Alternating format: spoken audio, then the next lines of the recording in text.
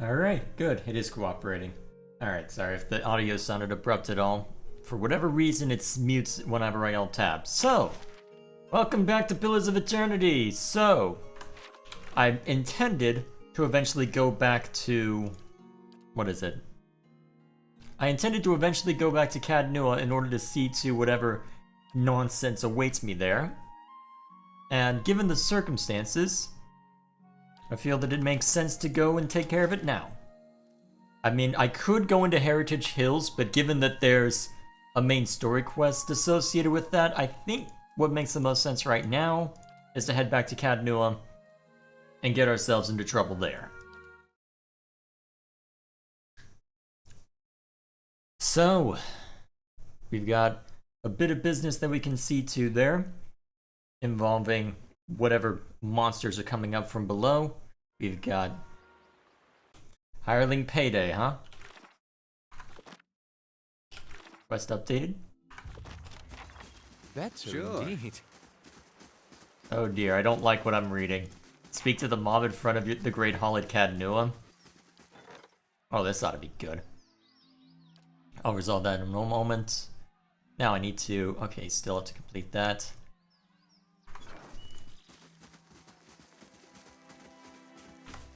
Oh boy.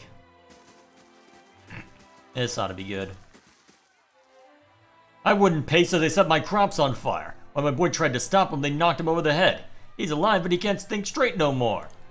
Your boy got lucky. My guards, good men both, got put to the sword after they'd surrender. I paid those thugs what they wanted, but they still took everything I had.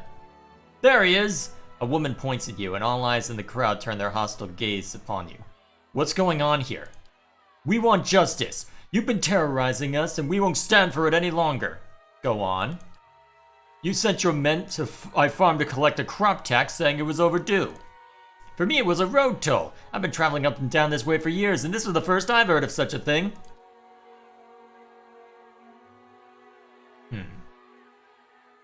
Other people in the crowd chime in with similar stories. What makes you think I sent these men? They said they were acting on orders from the Lord of Caed Nua. Those weren't my men. Then who were they? They weren't no common bandits. If this happens again, it's not on my orders. You heard it directly from me. Say we believe you. What about what we've lost? What about my crops? And my goods, and the families of my guards? Share this amongst yourselves.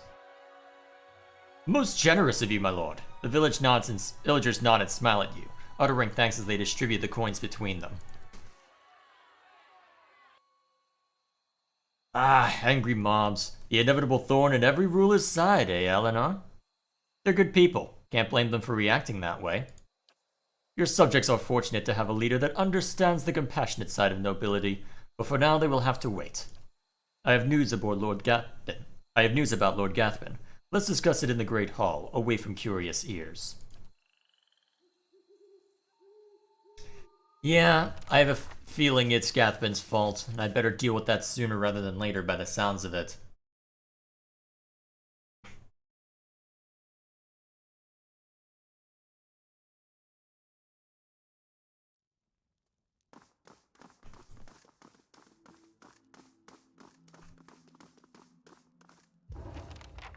Lord Eleanor, I've received word that Lord Gathman is amassing an army of mercenaries near Yenwood Field.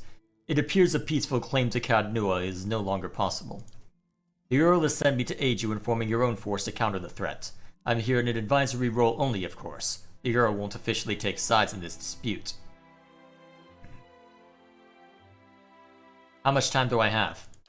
Enough. It's rumored Lord Gathman will suffer a series of unfortunate and completely unforeseeable setbacks before his army is complete. He grins and winks. Still, I'd not tarry long. If there's anything else you wish to know, please ask. Why won't the Earl officially legitimize my claim? Sorry about that. It is a delicate situation. Legally, Lord Gathman's claim is just, and he knows it. Stripping land and title from a noble family is quite dangerous, perhaps more so than killing the man outright.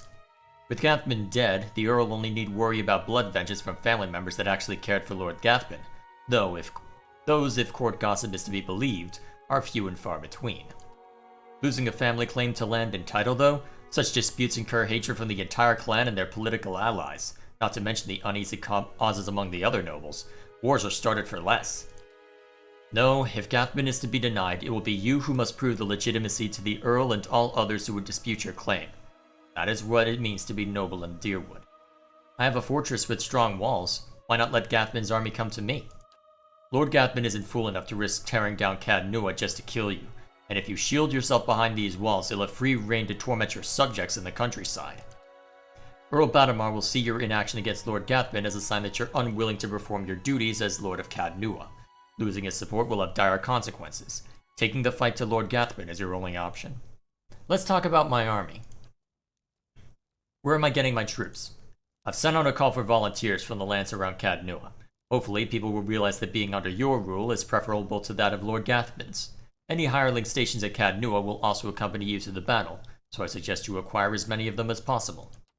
However, most of these men and women have no military experience. Hopefully, you can gain additional allies. The Knights of the Crucible, perhaps, or the Dozens. What's the status of my regular troops? The Marshal shakes his head.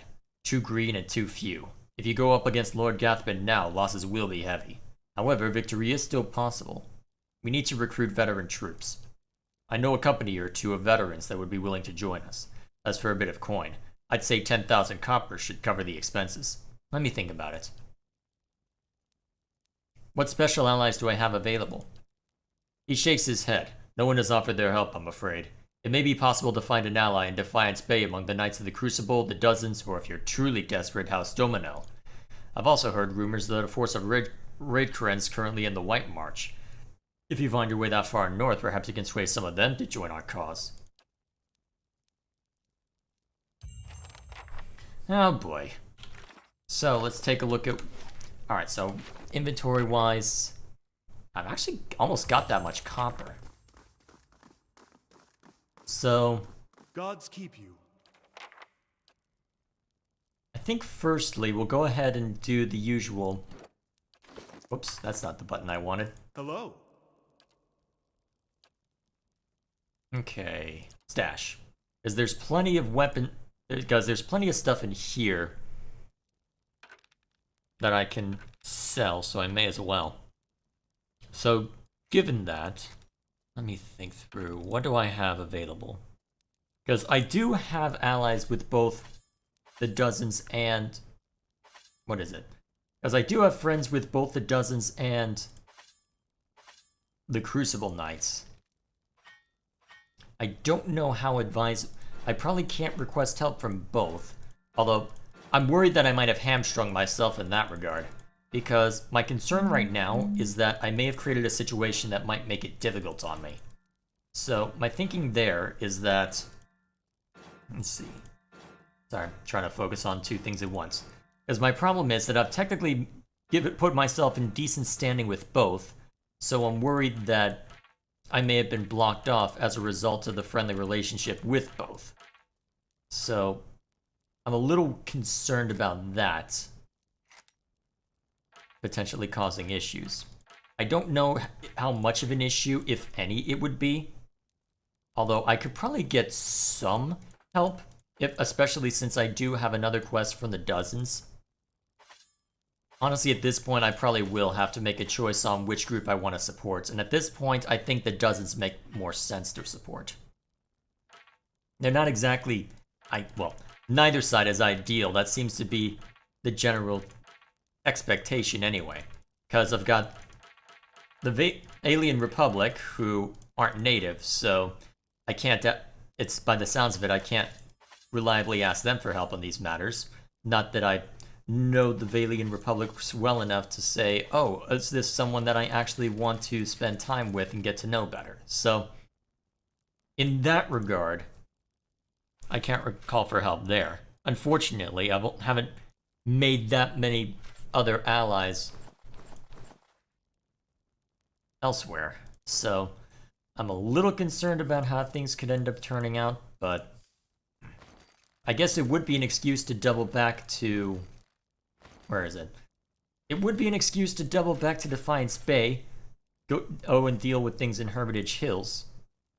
Yeah, let's not sell all the mail, fine mail. So, given that... Oh man. gonna be interesting trying to figure out, huh?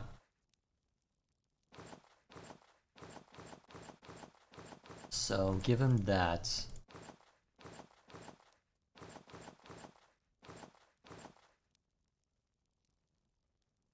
Yeah, that should be fine. Actually, I probably shouldn't sell the Wutica helms. Well, whatever they are. Alright. That should get me enough money to deal with this.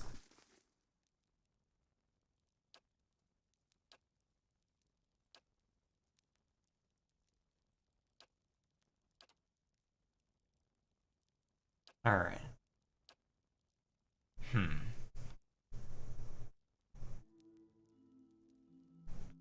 Your willingness to spend coin should attract some veteran warriors. They'll be useful for the experience and will help with morale if the situation becomes dire.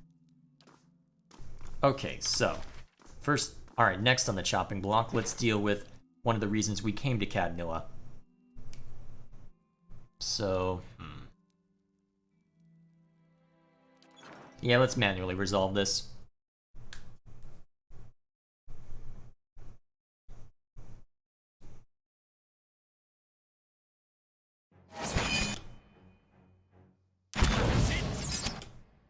Alright, let's see if we can avoid too many casualties this time.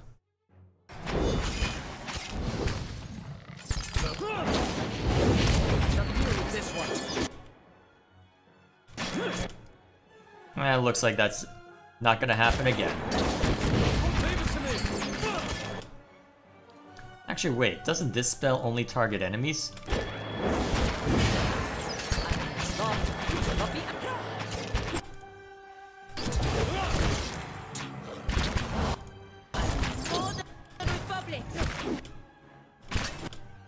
I'm gonna have to re-recruit people again, given this.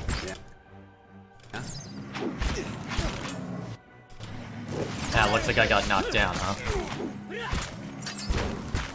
Oh geez, Alof went down. So what kind of attacks do you have? Yes. Okay. Alright, looks like lay on hands doesn't make too much sense here.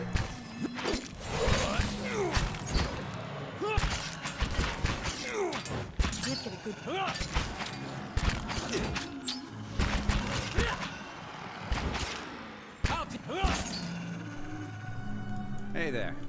There we go. Alright, that takes care of that.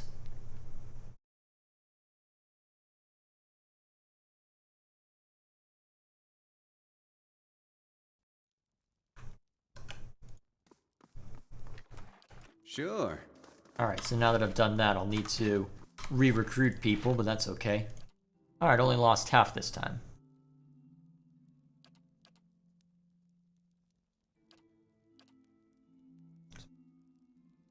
Alright, that should do. Hey there. Now, let's see. I think before I head down, let's see. The next question is, I feel like there are more urgent things to worry about than going into the basement, so...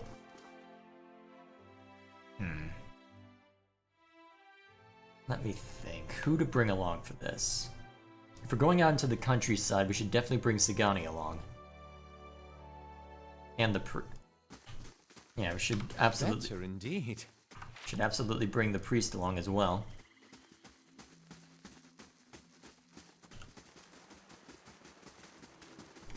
Although, do I want to go into the basement anyway? Although the problem is, I'd need to... Let's see, what's the party looking like? Where do I go mess with that? Gores. Yeah, because I don't think Palagina has much interest in what's down below. Aina definitely does, though. Still, although, I guess I could have I don't know how useful Sagani could be down there, but we'll see. Still, you know what? I'm gonna want to rest a little bit anyway after I'm done digging around in there. So I'm thinking what we'll do then is we'll go ahead and do our little... we'll go and engage in our little expedition. Go have some fun down here with our one camping supply now that I realize it. Actually, wasn't there...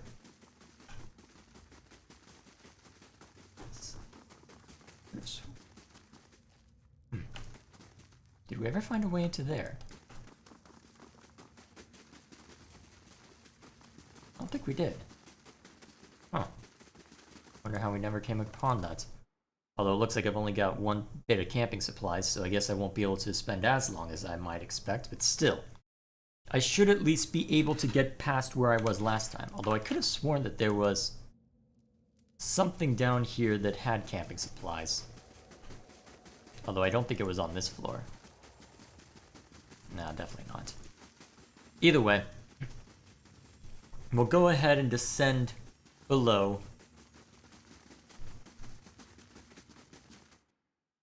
Wait, Caed Nua can level up? Oh right, he would have received experience from going out and doing that quest, so he's actually the same level as the rest of us. Very good. Now, what's this do? Paralyze as in an AoE? That could be useful. What's this? Another summoning spell. Terrified in an AoE.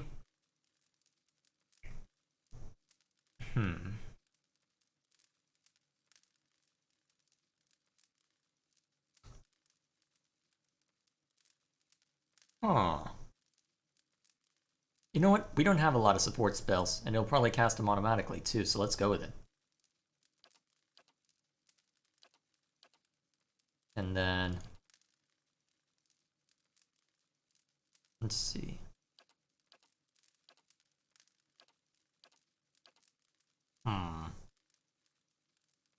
Well, you are using a greatsword right now, so yeah, we'll go ahead and give you the weapon focus of a soldier.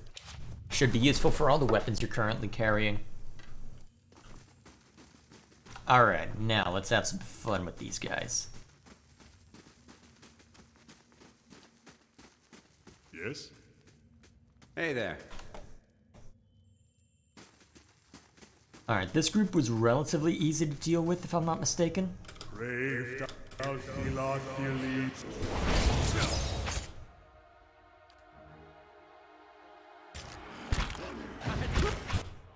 Oh jeez. They're already hurting.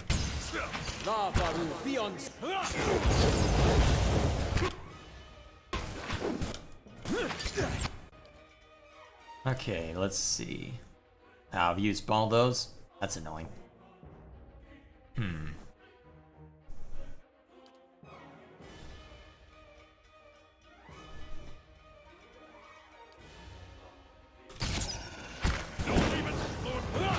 Yeah, I shouldn't have expected that to be useful. Oh geez, that hurt. Okay, get this up now. Okay, this is proving to be a little more difficult than I expected, so let's... Okay, something's throwing AoE onto us. And it's really starting to hurt.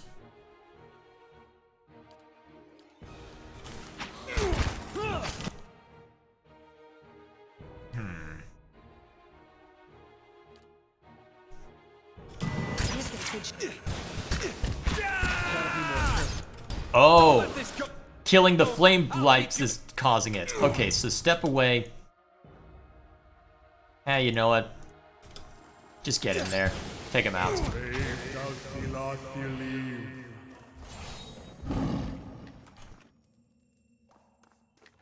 So it was killing the flame blights that was doing it. That's annoying. Hey there.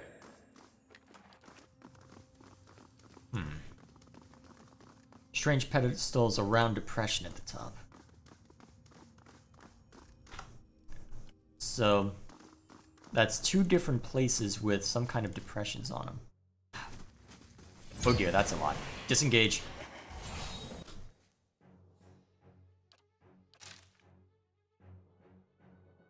Alright, people with ranged attacks. Go for the Flame Blight. Everybody else? Hey there.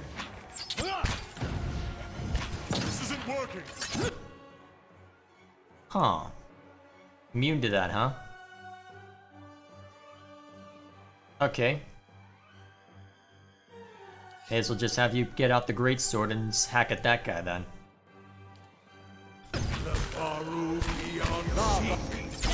Immune to that too? What aren't those flame blades immune to? Oh well.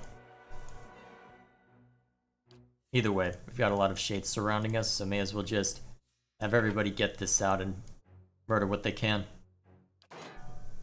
Of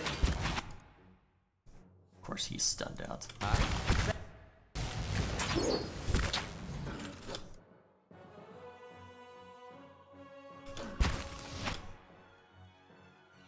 Oh, you're not directly engaged? Okay, so go back to crossbow then.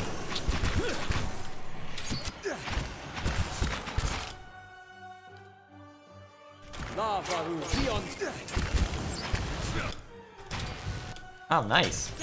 He took it like a champ. I'll teach you a lesson. Alrighty. I'm glad I gave Ichimak a little more durability. He took that like a champ.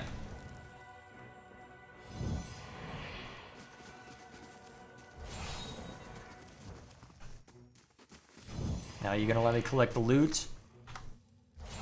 Oh, you still think we're in combat? Oh. Show him how it is.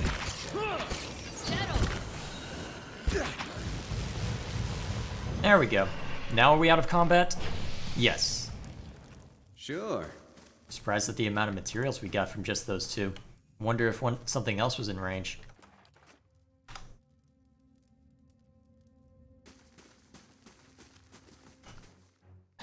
One last shade, huh?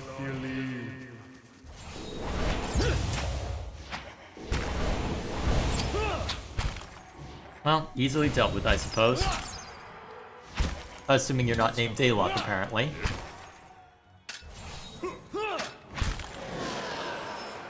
Yeah? Alright, easily dealt with. Fragments of faded and Gwithan ruins descend the length of these broken pillars. Laying low. Yes?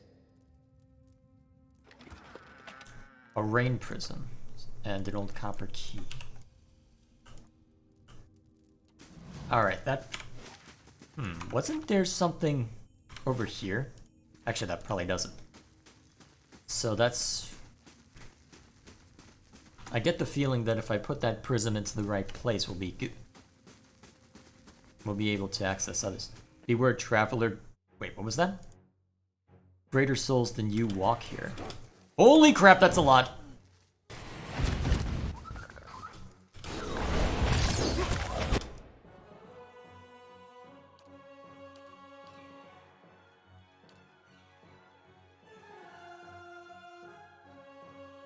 Alright.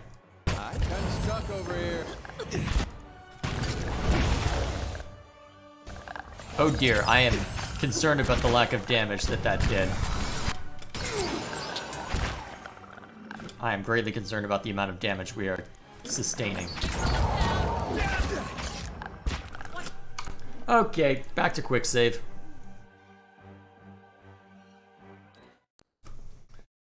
Okay, I did not expect that much danger that quickly. We're gonna need all hands on deck for that one. Unless they're trying to hamstring me. How quickly I can move down here? Possibly. Possibly. Sure. Real quick though, if I'm not mistaken, I can put the water rune over here. A round depression at the top. And if I'm not mistaken, this one was a square depression?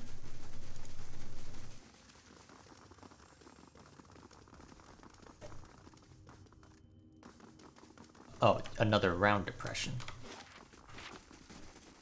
So, given what was discussed... Alright. Damage reduction all around.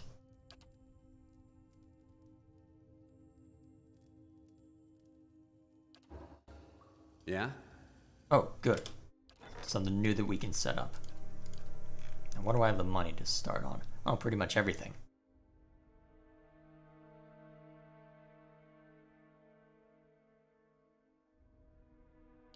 Let's go with this. Alright. Sure. Let's see what we can withstand. Actually, before we head that direction, let's explore everywhere else first.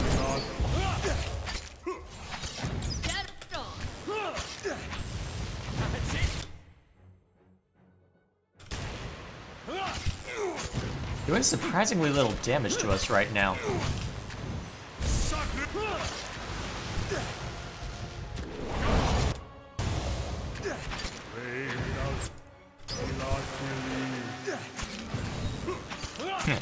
Stunned out, huh?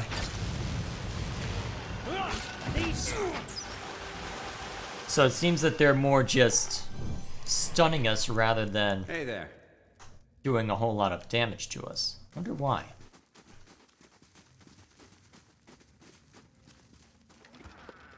Fire prism.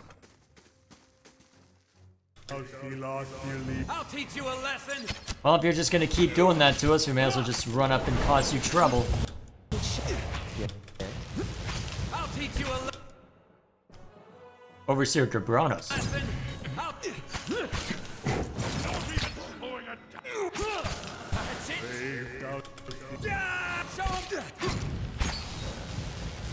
Whoops. That probably gave me a disengage penalty. So what was that?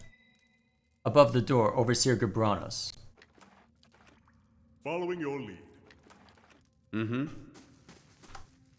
I'm assuming he means this door? I have a bad feeling about this. A study. Gabranos' work must be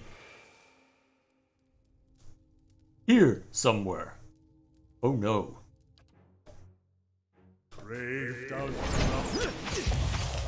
I don't see why we're concerned about a skeletal wizard. These are pretty easy for us to deal with. This was Gabranos. This was the great scholar I was looking for. You said he controlled the elements. Looks like this is what he used that for. But why? He traveled everywhere. I found traces of his work on 2 separate continents, and he ends his days here, doing this? Was this the source of all that knowledge? Those experiments out there? The bodies? He was one man. That doesn't mean you were wrong about the rest of it. Maybe, but I was wrong about him for certain. I took him for an inspiration. I wanted... Oh, never mind. Let's find the tablet and get out of here. This can't be it. But the symbols... No. I was so close. Look, you can see, there's his name. And these symbols. Virtue. Gods, the rest is too worn away. There must be something, a verse, even a word. Be like unto the waves, be wrathful as the sea, anything. Is there really nothing? Not even to explain this? Kana looks around the room, his shoulders slumped. He bends over the shattered fragments, pulling the largest of them together. Removing a rolled piece of paper and a stick of charcoal from his pockets, he sets about forlornly, making a few rubbings. Maybe you can salvage some small part of it. Isn't it enough that you found it? What, this shattered mess? I might as well bring back an empty piece of parchment. Kana sighs and sets down his charcoal. He gazes down at the fragments. But it existed once. It was here, whole. He runs his fingers over the stone. Maybe you're right.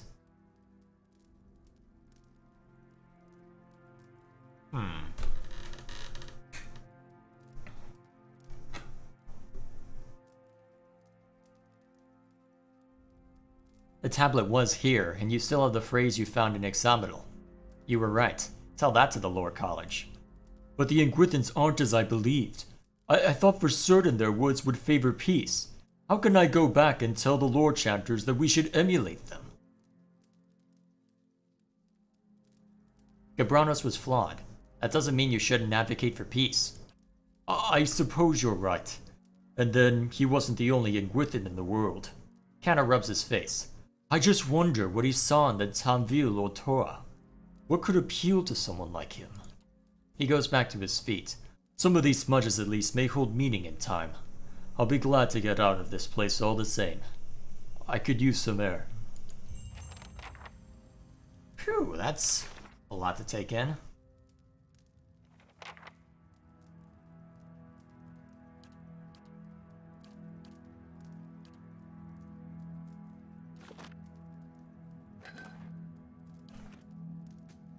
Well, sorry, buddy.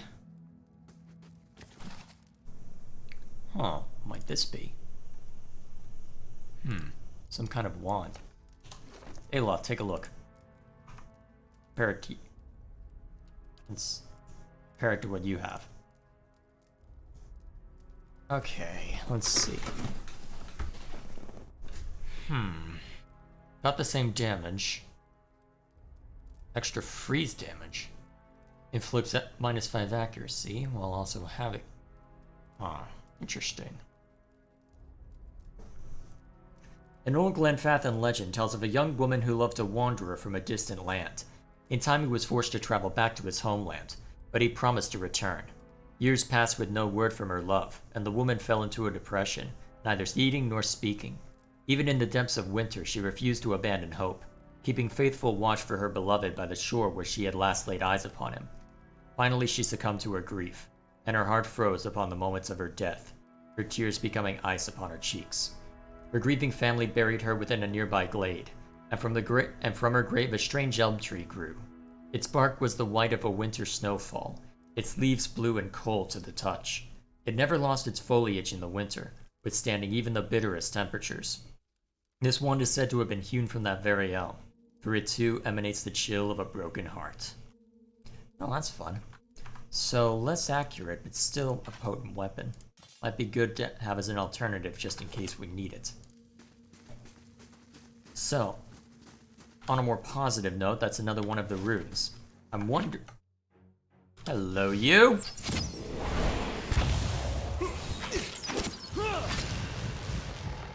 At least wind blights we know how to deal with.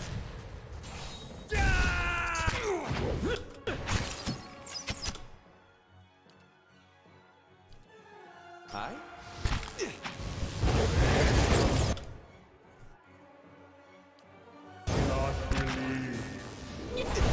Got an arrow for this one.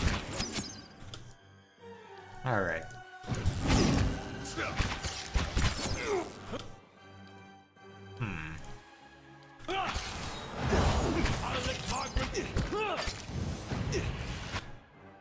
Okay, you're being... Okay, you're down. Good. These ones are in for a walloping! I'm sorry, that Scottish accent kills me every time. It's just too amusing. I shall. Yeah? Another pedestal.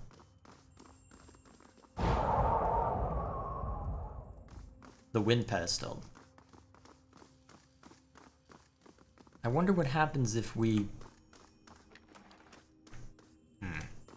So which ones do I have? So let's go into inventory. Check the quest items. So I've got the rain prism as well. Is there any more that can be explored this way before I send myself into the lion's den? Rain blights. Show 'em how it's done! Don't even... That's not very helpful.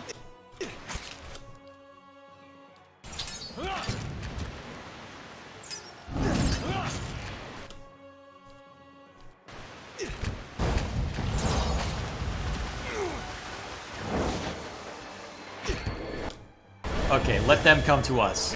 Oh crap, I'm stuck? Well, that's not good. Get out the arquebus.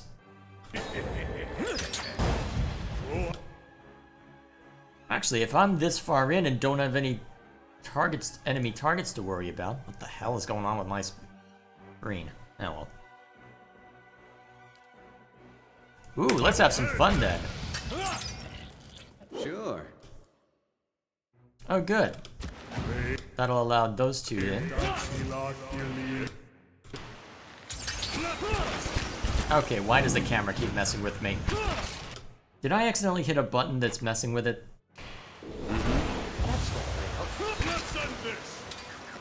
Yeah, I must have hit a button on my... I must have hit a button or something. Weird.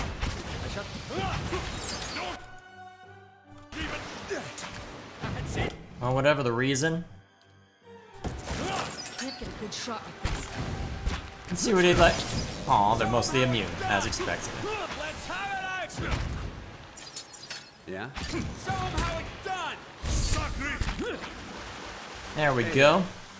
That takes care of them.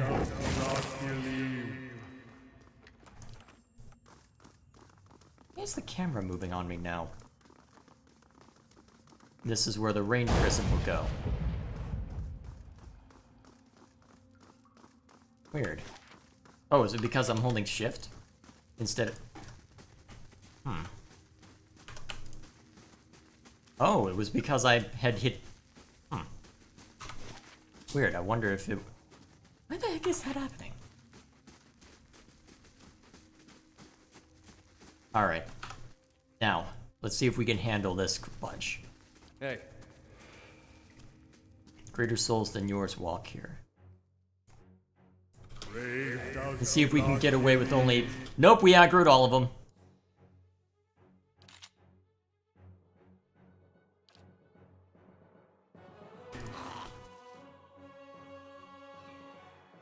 Okay. Have all of the ranged dudes focus on that. All melee focus on them. Aloth. Go for that.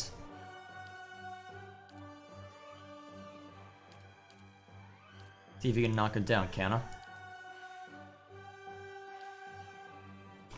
Then more than rough!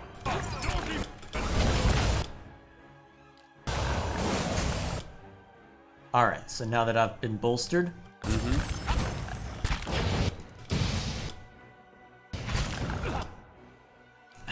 And of course, Aloth's getting mauled. They rightfully recognize him as easy prey.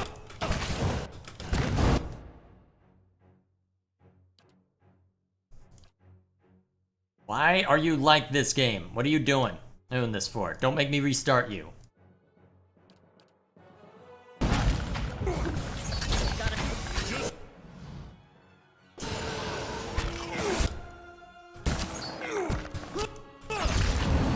Whoa, they dropped me fast. Okay, I don't think we're meant to go any further down here.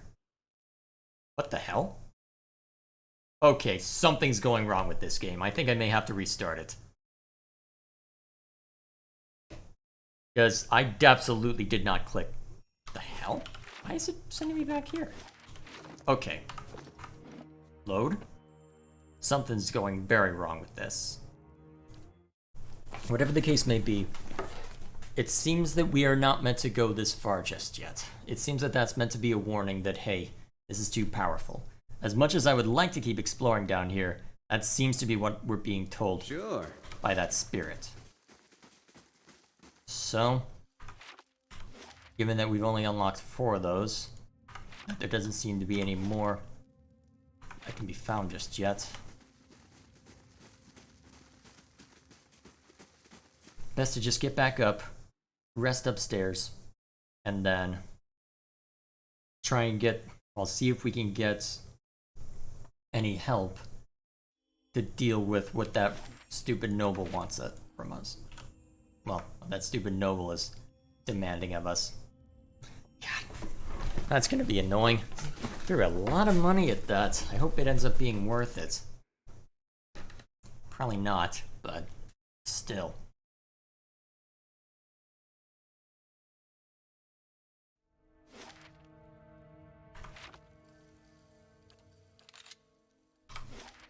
Wait, why aren't there all of us going to there? Oh well, whatever the case may be, get up. So,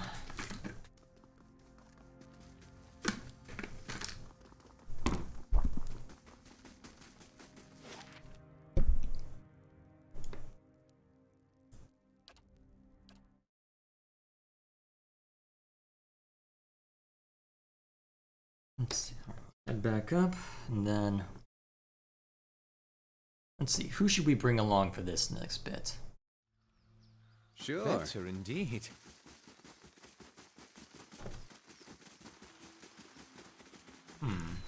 Why is it moving me like that? Huh. It's acting like I'm double-clicking. That's bizarre. Why is it doing that? Well, whatever the case may be, let's go ahead and rest.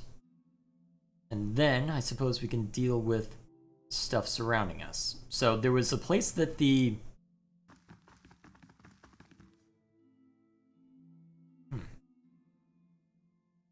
Yeah, let's go with extra perception.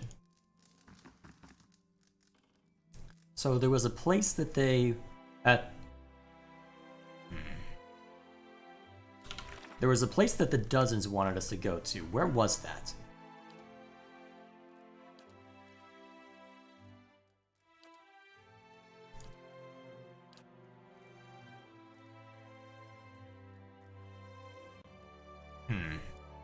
Wooden Plains? Where's that? Out that way? And that's easy enough for us to reach. You must get. Actually, that's on our way back to Defiance Bay, so... Yeah, we may as well go check that out then. Head down that way. And given that, I think... Keeps coming along nice. I'd hope so. So in that case, we'll go ahead and swap Kana out for... Who is it? Well, our newest party member. See how she fares up front. Safe travels. Alright, off to Wooden Plains.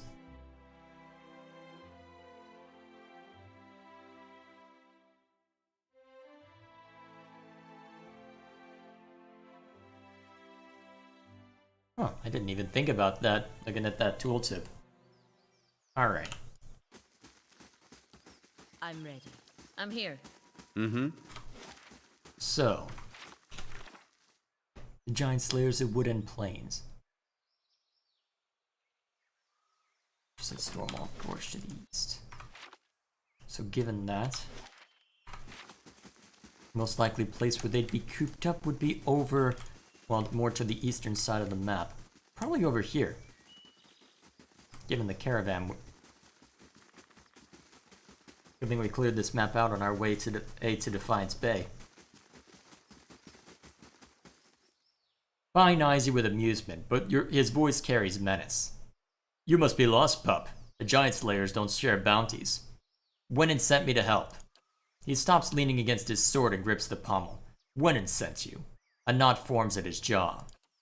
The well-groomed man leans in, swaying as if drunk. You think you can get the weapons? You've got two problems, rookie. A flooded entrance for one, and crucible patrols for another. We've seen more knights than face painters out here. Why are the Knights of the Crucible here? Must be the rain, he shrugs. Wait, what the hell? Okay, yeah, it thinks I'm double-clicking. I need to restart this game. Damn if I know. They're glorified thugs in armor, and usually before their feathered beds to camp cots. I'd gut one in an instant, but I can't collect bounties as a wanted man. Tell me about the flooded entrance. Must be the rains, he shrugs. We found this in the waters, though. He holds up a flat circular piece of Adra and drops it into a pouch on his belt. Not much natural Adra around here. Might be a key of some kind. Couldn't experiment much with the damn knights prowling around. What do you know about these weapons? Wenin's paying good coin for them. That's all I need to know. So what now? That's an interesting question. You see, we never, ever share bounties. His companions move to stand in line with him, hands on their weapons. I was sent to talk to you, that's all. And now we're talking, pup. He moves forward, his face mere inches from yours. Choose your next words carefully. Admit it, you have no idea what to do next, or you wouldn't be sitting around out here. Fine's face flushes bright red. His hand inches toward his axe, but it finds the Adra disc instead. He hurls it at your feet. Then let's see you do better. Unless you're all talk, that is. He turns to his companions. Come on, hot meals for us tonight. We'll deal with these upstarts later. Be seeing you. He turns to his partners and nods. And they follow his lead down the hill. Alrighty then. Into the ruins via Stormwall Gorge, eh? Okay, yeah, this game definitely thinks I'm double-clicking. So I'm gonna restart it real quick, just to be on the safe side. And then we will... Well, it shouldn't take me too long to get this sorted, so just give me 1 second. Wonder why it's thinking I'm double-clicking, though. I've had this mouse for... God, how long has it been? A decade at this point? I mean, it wouldn't be completely outside the realm of possibility for it to be causing problems, but if it was, I would have run into problems when I was playing Halo this morning. Well, afternoon.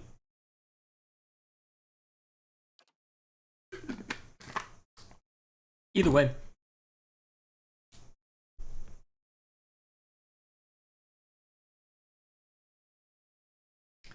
Let's see what can be found within the gorge.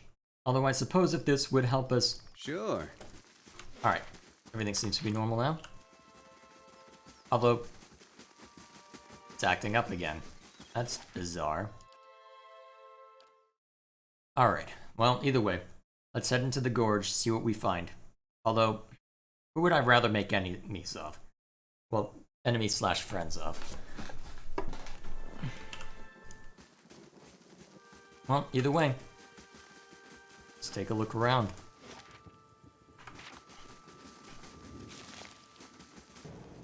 Feral druids. That's unexpected. Give him a fireball. Ow! Stop that!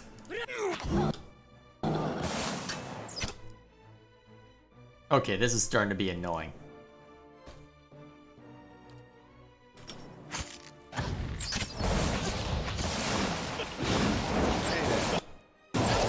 Someone really likes everything, huh? Let's see.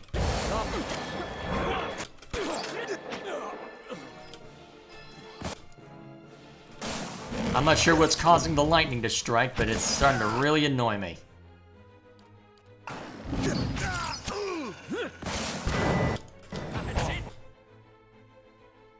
Alright. Give a good heal to me.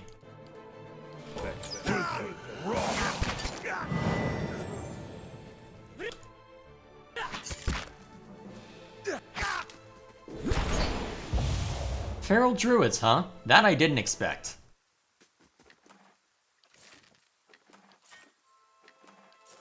Hey That there. I didn't expect at all.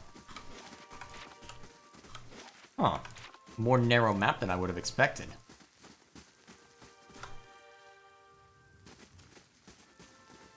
Random deer. Ah, these must be the ruins that were discussed.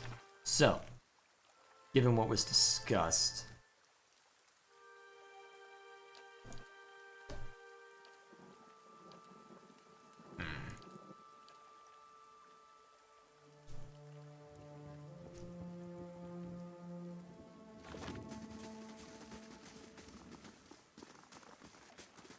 Let's see what we can find.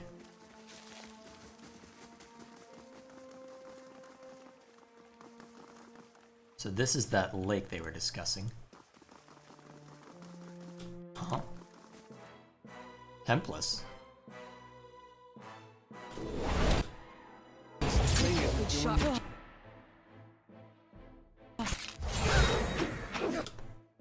Okay.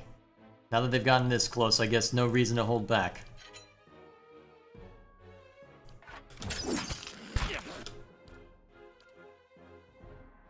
Let's see what you can do as a pally.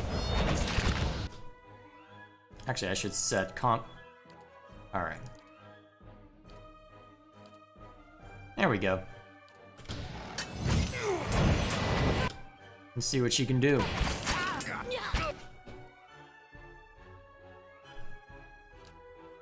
Okay, why is this game acting like this? Am I gonna have to replace my mouse soon? That'd be a shame. I've had this mouse since... God, I think it's been 2011.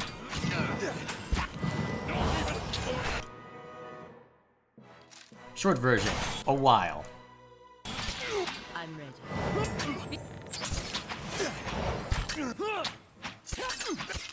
Interesting that they just straight up attacked us, though.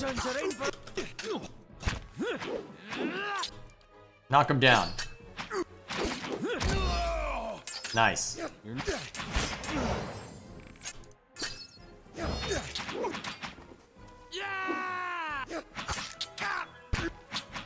I shall deal.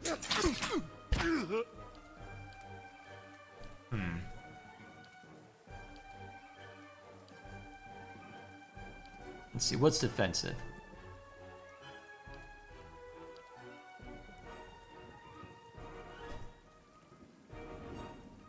Yeah, that should do. That's it.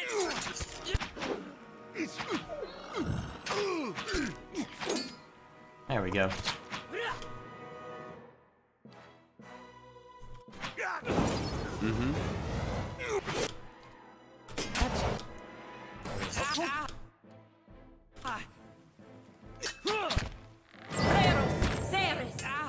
That's useful.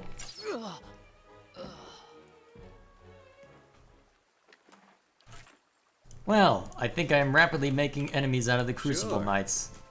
This looks interesting. The bright sun casts its light on a pattern in the ground. You kneel to get a better look. Oh, stop it! Game, why? At least I can use the...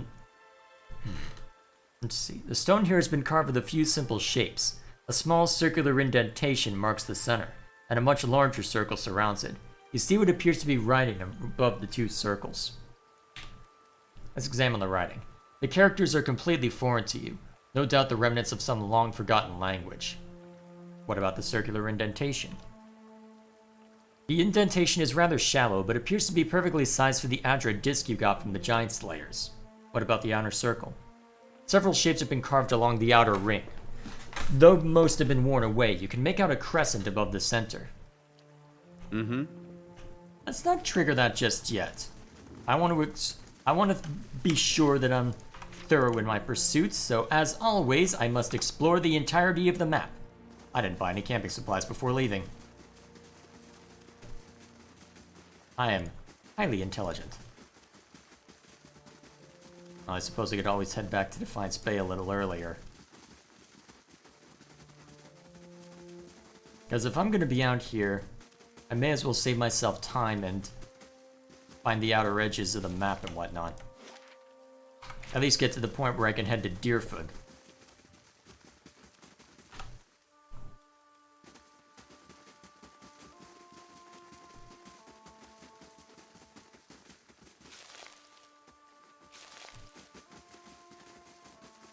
Feels like I'm about to be attacked.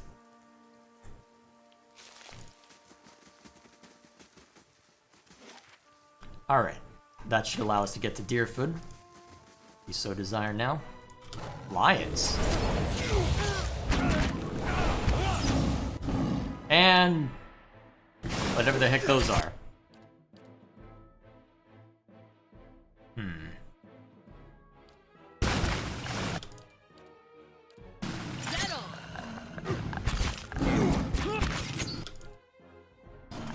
Oh dear, you're under attack. Got an arrow through this.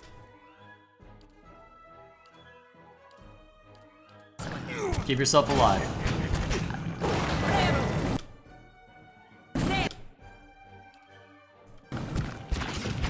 Okay, that person needs to die. I think they're casting spells. And stunned. Great.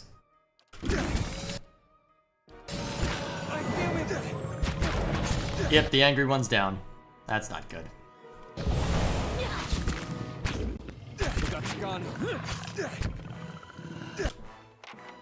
That's okay. These guys are almost down. Although, to be fair, so are we.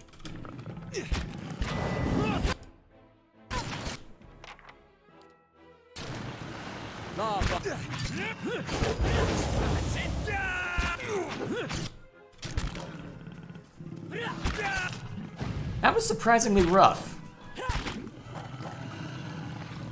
Aye? That was very surprisingly rough.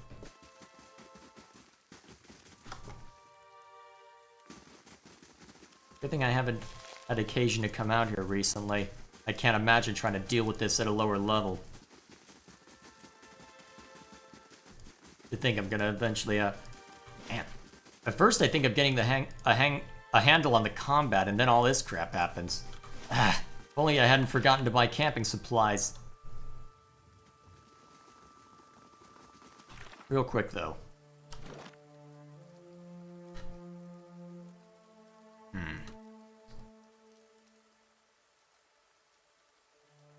What to do?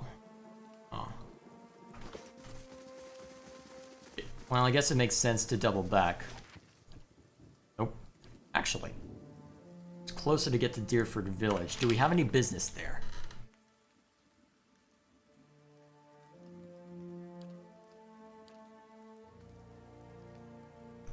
Don't we have a quest there? Yeah.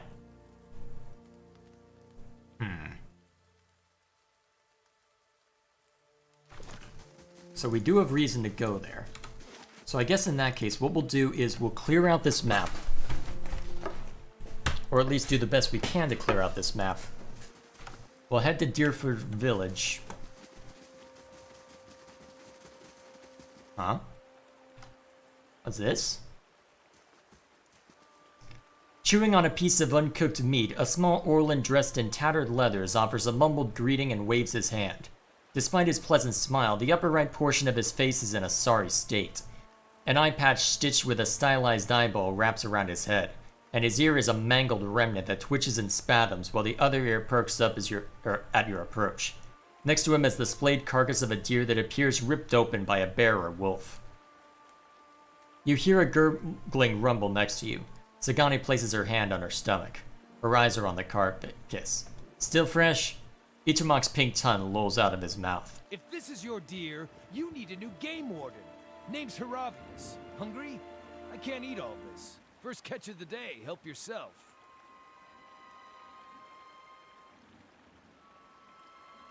What killed that deer? One ornery Stelgar. Though looking at the deer's insides, it had a malformed but delicious heart, and would have been dead within the year regardless. Galloway chose a fitting end for this fine animal. Pardon me, I shouldn't pray with my mouth full. What brings you here? Other than the delicious venison, new trees to document, new animals to sketch, new sights to be seen. I've learned as much as I can from the druids of my circle. I'd rather wander and learn than take root and stagnate. So if you're traveling to Deerwood and need another set of hands, I'd welcome the safety of a group. Why so eager to join me?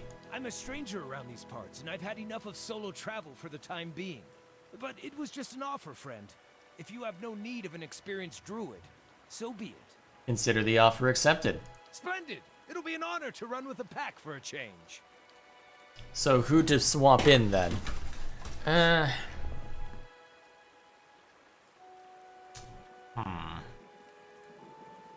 don't want to keep a dare around, but if I've got Pelagine as well. Although 2 druids in the party, am I going to be okay with that?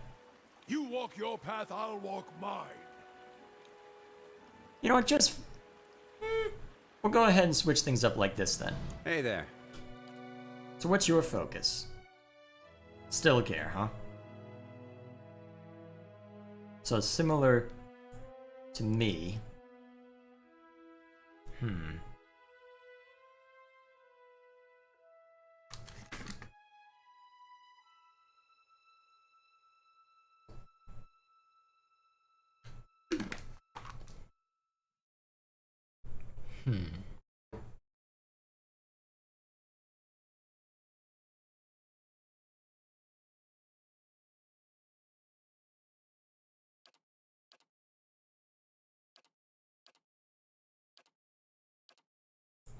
May as well mess with my own auto abilities while I'm thinking about it.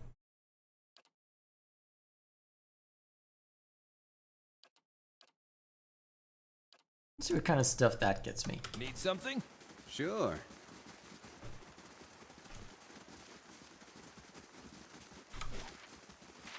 Let's see, anything interesting this way?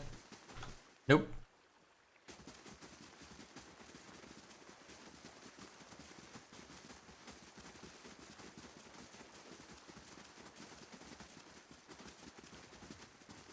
Huh. This way's flooded. I guess then the main thing we do here is to just trigger this. Wait.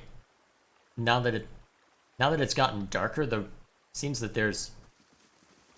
Was that there before? I don't remember there being any golden outlines.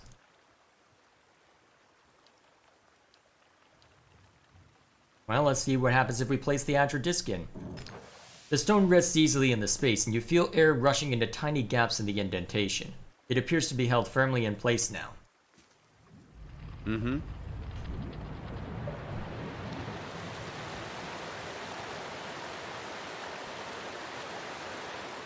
We're in.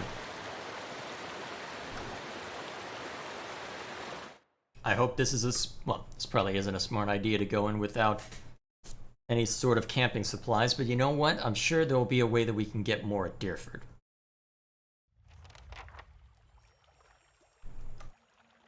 Fading, unintelligible runes cover this surface.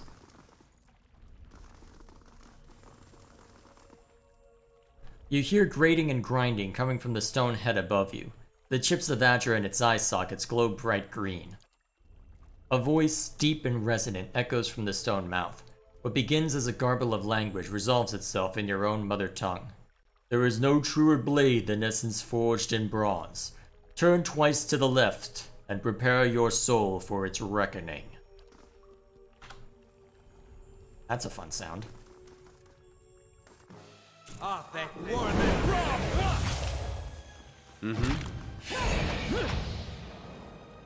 That would look cool. Yeah? Hey there. What have you got equipped? A spear and a wand.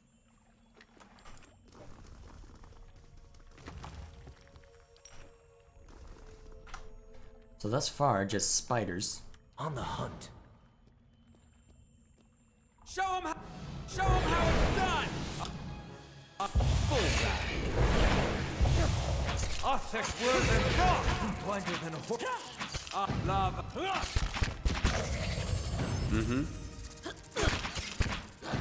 Lava root.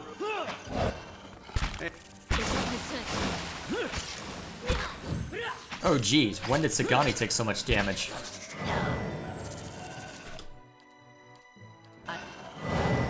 Hey there. Oh, Arthur more than rock! This won't do. The power. that's a lot of spiders.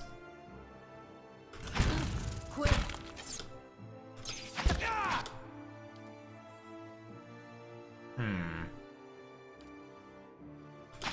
I can't move! Someone pick me up! Arthur more than rock! Oh geez.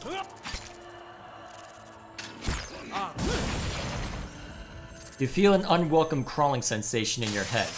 A high-pitched ring overwhelms your senses and is accompanied by an angry utterance. Invader! Thief!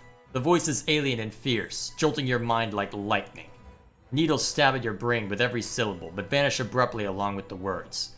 The ringing in your head is gone. I got this. I got this. Do you, though?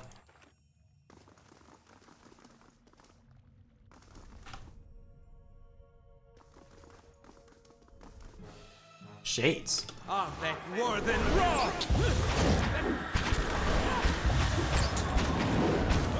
Now that never happens. Now that Oh dear, we're taking a lot of damage now. never happens. Someone check on Alof! Fellow down! Yeah? Well then. Hold on! Okay.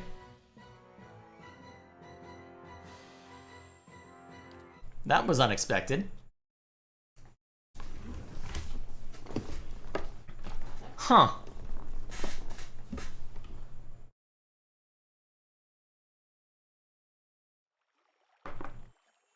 Sure. So, I'm ready. Hey there. I'm ready. alright, take out those first to be sure that there aren't any problems.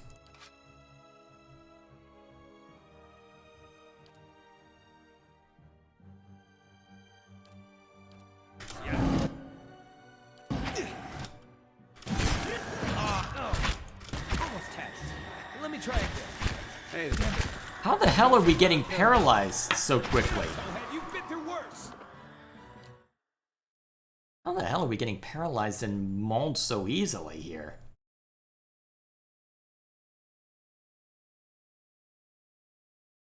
I think we should go looking around elsewhere. Hey there.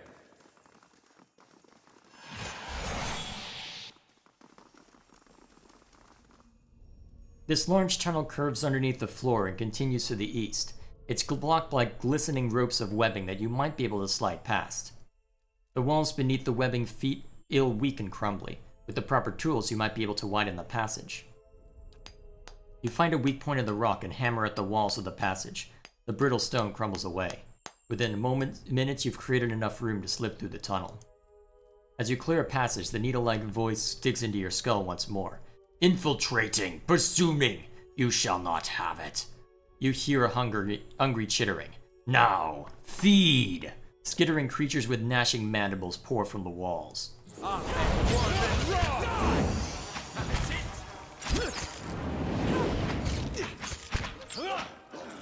Okay.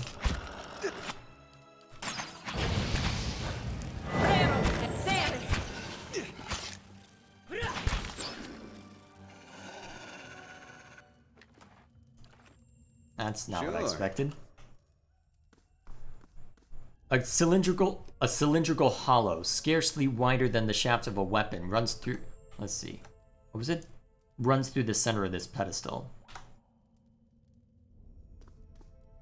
You're unable to understand the runes inscribed across the surface.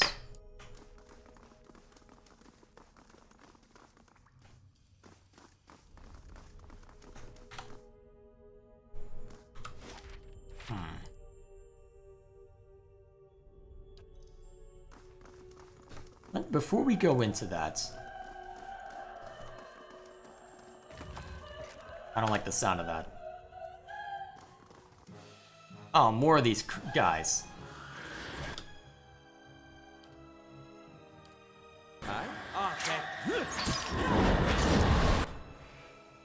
Alright, we need to keep these guys from paralyzing us, so...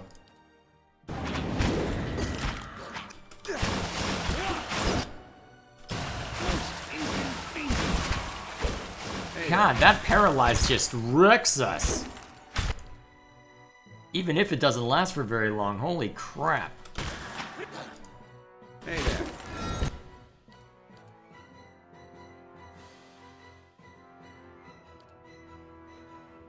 Hey there. Someone check that!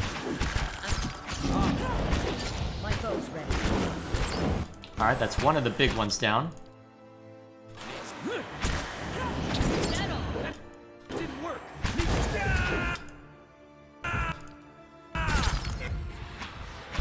I'll teach you a lesson. Alright. You've seen the little guy go down.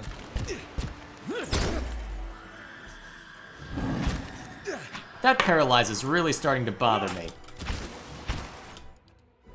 I'm here. At least we actually stand a chance of winning this time. After each mock.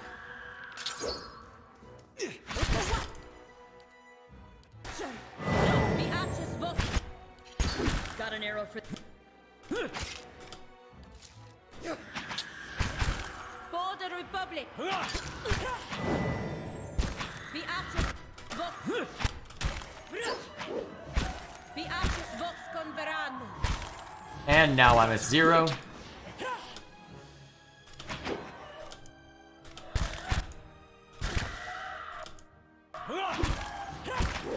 Come on.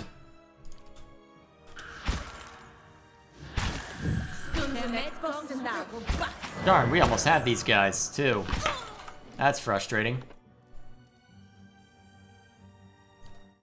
That's really frustrating. We almost had him that time. Let's see what else I can run into problems against. So if we can take out those creatures, it seems that we're able to deal with the rest easily enough. Sure. For now, though, given that we've taken a lot of negative status effects, I suspect that it'd be a bad idea to get into too many combat encounters yet anyway.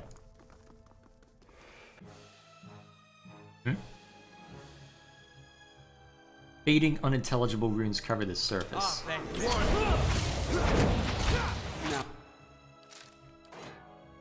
where were we?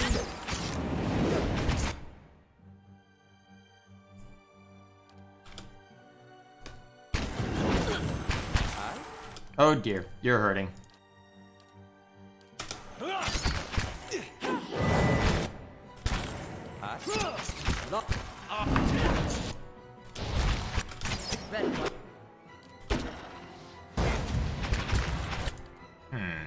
Maybe I'm just not utilizing...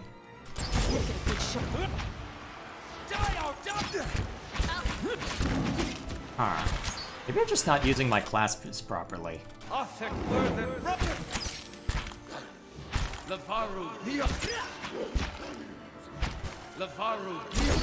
Yeah, I don't feel like I'm getting a lot of mileage out of this other druid guy.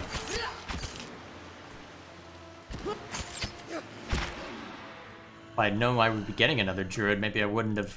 Well, either way, I guess we can't control that now. Still, it would appear that this is all that I should do for now, then. We'll head back upstairs. Is it worth going to Deerfoot, then? Because I can probably find an inn and a place to buy camping supplies there, and it is closer than Caed Nua.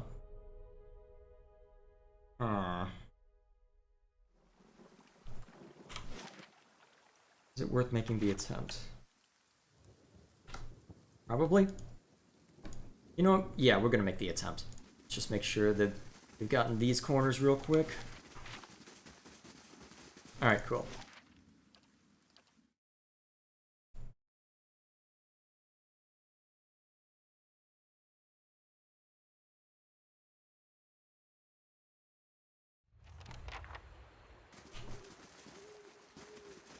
Held men? Okay, that's not something I want to engage with yet. Temple of Barath. An inn. Excellent.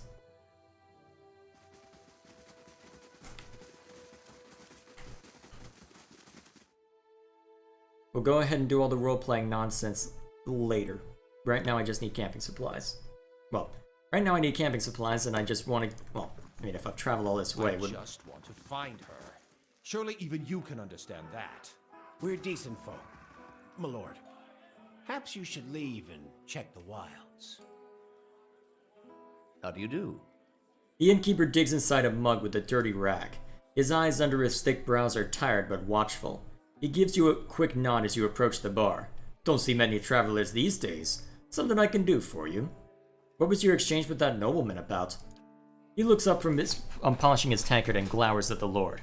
Folks around here are decent. They mind their own business. You want to stick your nose in it, go talk to him yourself. I have questions about Deerfoot. He runs his rag around the rim of the mug. Ask. Do you know anything about an Ingwithan ruin nearby? Well, what I know is it's best avoided. They don't serve to anger the Glenfathers by stomping around their sacred grounds. If you gotta satisfy your curiosity, talk to Beodmar. He's in the temple to the northwest. Tell me about the village. Walk from one bridge to the next and you've seen it. We're quiet, hard-working folk. We keep to ourselves and don't take to being pushed around. He glares at the well-dressed man standing off to the side. Used to be a castle here, built by some family of Adiran Thanes back when the Empire first came. Only one tower still standing, and that's part of Trigil's shop now. Sid, that bar by the fire could spin you the yarn if you're so inclined. You said you don't see many travelers. Of course not, why would they come here? We got bandits on the road and an ogre in the forest, as that yapping fool Rumbard'll tell you. Worse yet, hasn't been a healthy child born here in over a year. Most kit that comes here are just passing through. Who lives in Deerfoot? Not many anymore. Hard to keep people around when everyone here's birth and Hollowborn. We got a few who stick around to do business. Turgil's the leather courier, Hednia crafts potions, and Winfred trades in general goods. Rumball's a pig farmer, or was anyway. Tell me about Trigil. He's a courier. Treats leather and makes armor and a few other goods with it. Problem is, the smell of tallow and deer shit tends to put people off their food. His shop's right next door. What's Hednia's story? Lady's a clever hand with potions and poultices. Got herself into trouble with a nest of worms, or so I hear. Her cart's on the east end of town. And Winfrith? Been around even longer than I have. Nice enough fellow, but can never find his way to the end of a sentence. His shop's across the square. Something happened to Rumbald's pigs, I take it? Damn ogre carried them off. Now he squeals more than his herd ever did. Rotten luck. About that ogre. You don't hardly see him this close to town. Ogres and Kit don't mix well. Ugly bastards, but they're smart enough to know that much. You want to know more? Talk to Rumbald. His farm's southwest of here. Camping supplies, let's go. Alright, that's what I really wanted to see too, but while we're here, rest.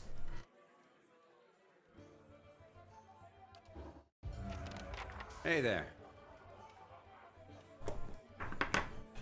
And I guess while I'm here, I may as well engage in the usual. Oh! Stuff done here? Nice.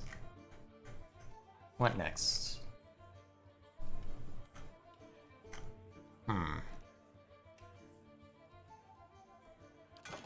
Yeah, the artificer saw should work.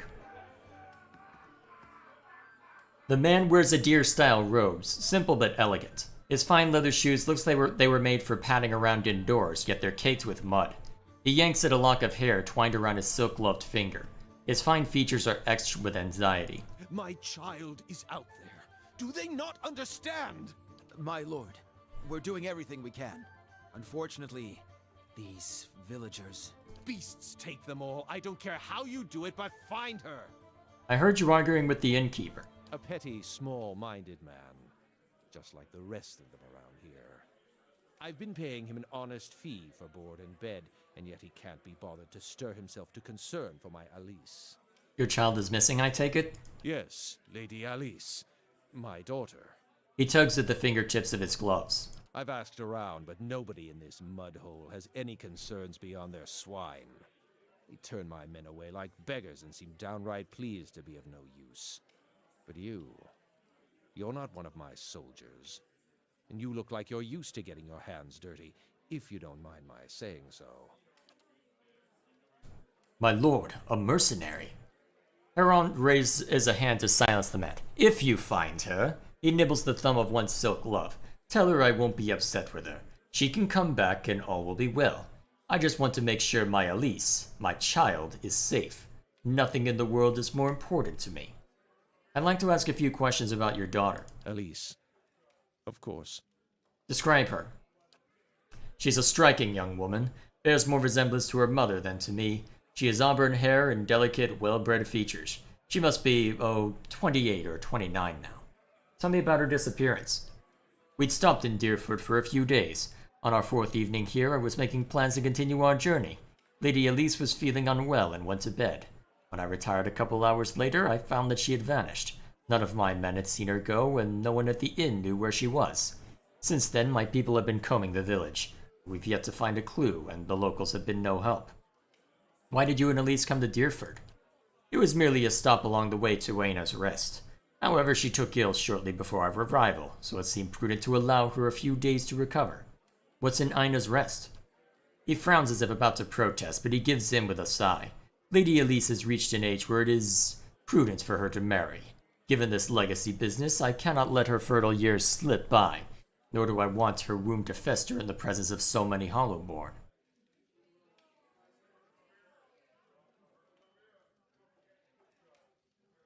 There are better roads along the coast. Wouldn't it have been easier to follow them to Aina's Rest? If I thought that, I wouldn't be slogging through this forest, would I? He waves a hand. The main roads are clogged with people fleeing one way or another to try and escape Widewind's legacy. It would be difficult for a caravan like mine to pass without incident. At the time, it seemed prudent to move quietly along the back roads.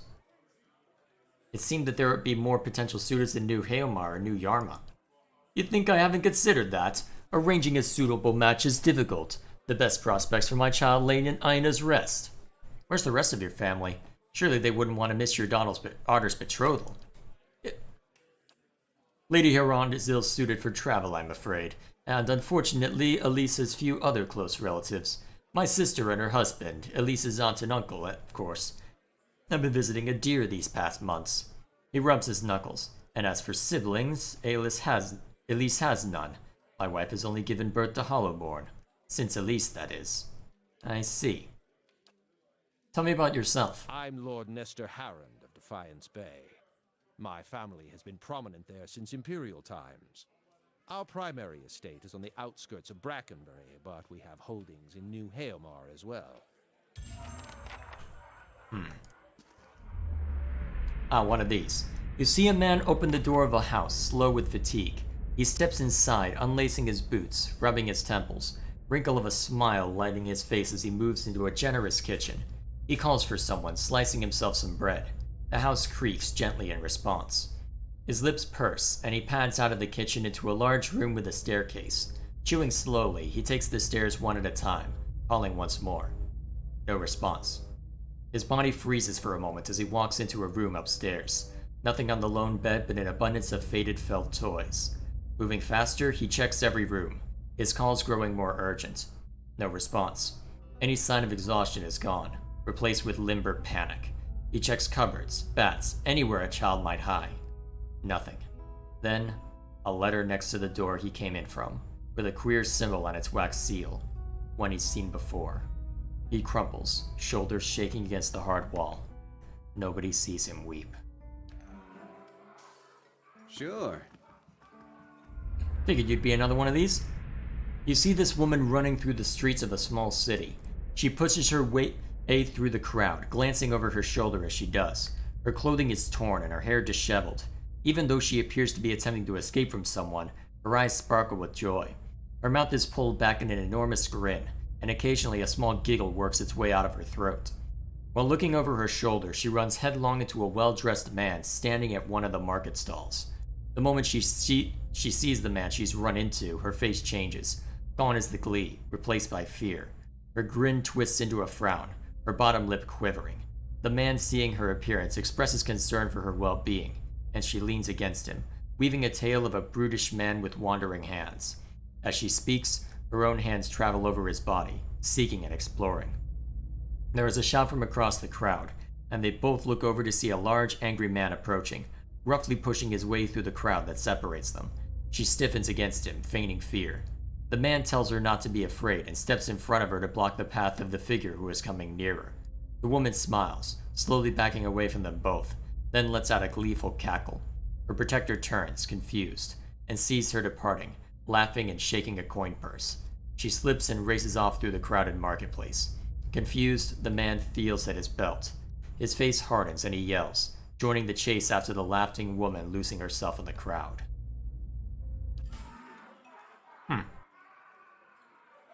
Hail and well met. First time at the Drac again. Normally I'd have a song ready, but I haven't quite worked out this tune yet. I'm writing some chants about the founding of this inn. Say, you interested in the story? I haven't finished the chants, but I could tell you about it all the same. A redhead stands by the fire, tuning her lute and plucking its strings. She hums snatches of a melody as she goes. Sure, let's have it. Pelagina rolls her golden eyes and exhales for an excessively long time through her nose. It was built in the time of Hadrit's rebellion, and the dear and Lady Anu once had a keep here. One of the towers still stands, but the rest is said to be buried under the village. Anyway, she stuck to the side of the Empire, and a contingent of Duke Hadrit's Knights of the Crucible helped the farmers and colonists in the area turn her keep to rubble. The inn was the first building that sprang up from the ruin, built with some of the same bricks the colonists had pulled from the Lady Thanu's castle, they say. Supposedly the quarterstaff of her chief wizard even got lost in the construction, mortared into a wall or nailed under a floorboard. Anyway, the inn was supposed to be a haven and a meeting place while the locals built the new town. What do you mean supposed to be? Dear Woodens are an ordinary lot, and the more these new neighbors met, the more they argued. They realized they didn't agree on much besides ousting the old lord.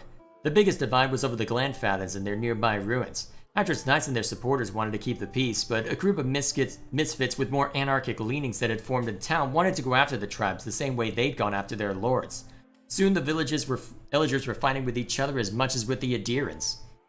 In the end, memories of the Broken Stone War and the War of Black Trees were fresh enough that the Duke's soldiers won the day. Most of the other villages came around eventually, but some of the core troublemakers left to join the front lines of the War of Defiance, and others I've heard found their way into the Guided Compass, the most forward-looking of the Glanfathen tribes. I don't know if I believe that part myself, and it makes a good story. She points to the east wall. There's a portrait of one of the chief rabble-rousers and his rival in the peacekeeping faction. Someone's idea of a joke. I don't think they were particularly amused. I want to hear about the Broken Stone War. That was the first major conflict between the original Adherent settlers and the Glanfathans. Happened 3 years into colonization when some farmers knocked over an Adra menhir that was part of an Ingwithan ruin. The war didn't last long, but it spread quickly and claimed thousands. In the early weeks, most of the colonists didn't even realize there was a war going on until the Glanfathan raiders hit their villages. There'd be small, spontaneous skirmishes between the colonists and the locals before then, but this was organized, and it was the start of decades of violence between the colonists and the Glanfathans. As you can see, Deerwood's full of history, even in little villages like this. Tell me about the War of Black Trees. It started back in the colonial days, almost 30 years after the Broken Stone War. Even though isolated conflicts still broke out between the settlers and the Glanfathans, both sides had officially agreed to peace. Adrang Hadred, Admeth's father, was Grief at the time. As part of peace negotiations, he'd signed treaties prohibiting Adherent colonists from looting Ingwithan ruins. However, he'd been unable to outlaw the use of captured Glanfathans as slaves. What's a Gref? A Gref is the governor of a colony and is subservient to the Adherent emperor. The early leaders of the Adir colony in the Deerwood, including Edrang and Admeth Hadret, were Grefs. At the start of the War of Defiance, Admeth Hadret declared himself Duke of an independent Deerwood rather than Gref of the Emperor's colony. It was the same term used for leaders of the newly independent Valen republics. Anyway, we haven't had a Gref since. I see.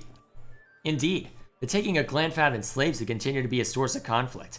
It came to a head when Imperial agents, aided by certain earls in the Deerwood, began looting the ruins again. See, the Empire had never actually agreed to Hadret's treaties on the matter, and the recent secession of the Valen republics likely left them eager to weaken Hadret's position. The looting sparked a brutal slave uprising and a guerrilla campaign among the Glanfathans.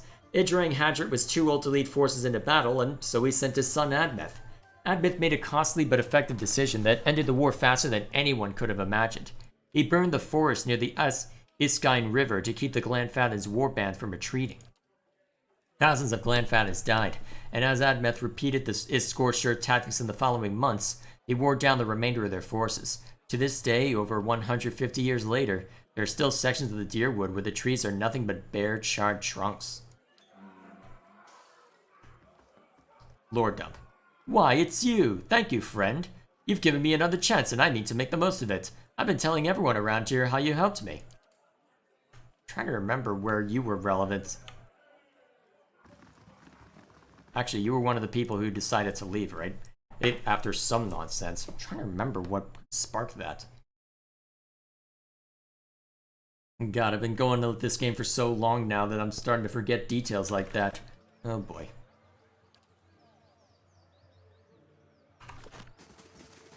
So, Alof, have you ever woken up to find your other half used your body during the night? I don't think I understand you. And I'm not sure I want to. Well, I've found that if I go to sleep hungry enough, I wake up covered in blood and delightfully full. What? Excuse me, what? And what might this be? An elf idles by the road, watching the village across the river. He nods as you approach, and the cowled figure standing near him falls silent. Greetings. I've heard of you. Word has it you've been busy in Defiance Bay. I'm busy too, and eager to finish my business and get back to the city. What business is that? Haven't you heard? There's a murderer on the loose, said to have gone mad with grief and strangled a dozen healthy children when Marona's hollowborn. He nods at the figures with him. You've come all the way from Defiance Bay to bring her justice. So why are you standing around here? He nods across the river. She's hiding out in the village. We'd go in after her ourselves, but the problem is, she knows our faces. There's no telling what she'd do if she saw us coming. And we'd like to avoid any further unnecessary bloodshed. He leans closer. Her name's Nefri. She's an Orlin. We want to get her out of town so we can deal with her cleanly. She knows we're looking for her. But if someone were to convince her that it's safe to leave... If she's a mass murderer, why didn't the Duke send the Crucible Knights after her? The powers that be want to keep things quiet, for obvious reasons. Better not to cause a fuss, and certainly better not to startle her into doing something drastic. I'm not so sure about this. He lays a strong hand on your shoulder. A mad woman like that is everybody's problem, friend. Just keep an eye out. If you come across her, remember what I told you. I promise I'll make it worth your while. I have a few questions for you. What is it? What does Nightfree do exactly? She was responsible for the murder of all those babies in Defiance Bay, remember? Terrible thing. We'll make her pay, alright. Hail and well met. I'm also looking for a woman named Alis Heront. Have you seen her?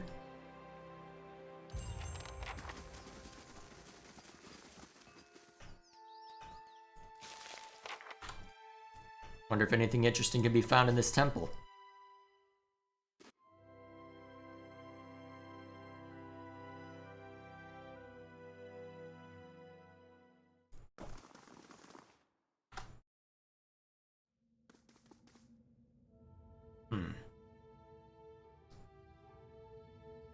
Out with you! I already told you what... I'm sorry. I thought you were one of those ruffians. The old man turns as you enter. His face is covered in bruises, and his lower lip is swollen. He stomps and peers at you, squinting through a black eye. Looks like someone's beaten us here. How may I help you? What happened to you? I never saw their faces. Strange hooded men asking about those ruins. Cleoban Relag. Most of the brigands who come through here asking about the ruins are looking for a few ancient trinkets. But these people knew the name, and they were in a hurry. They wanted to know where Cleoban Relag was. I tried to keep it from them, but I couldn't hold out forever. I don't know what they were up to, but it can't be good. That does sound like the Lidden Key, doesn't it? Is there something I can help you with? Can you tell me where to find the ruins? The Glanfathan tribe that guards the ruins will kill anyone who trespasses there. And they'll retaliate against us too, if history is any indication. We've had too many fortune seekers stir up trouble of late. If I'm to tell you, I'll need to know your reason for wanting to go. He folds his arms and stares at you with one eye and a scowl.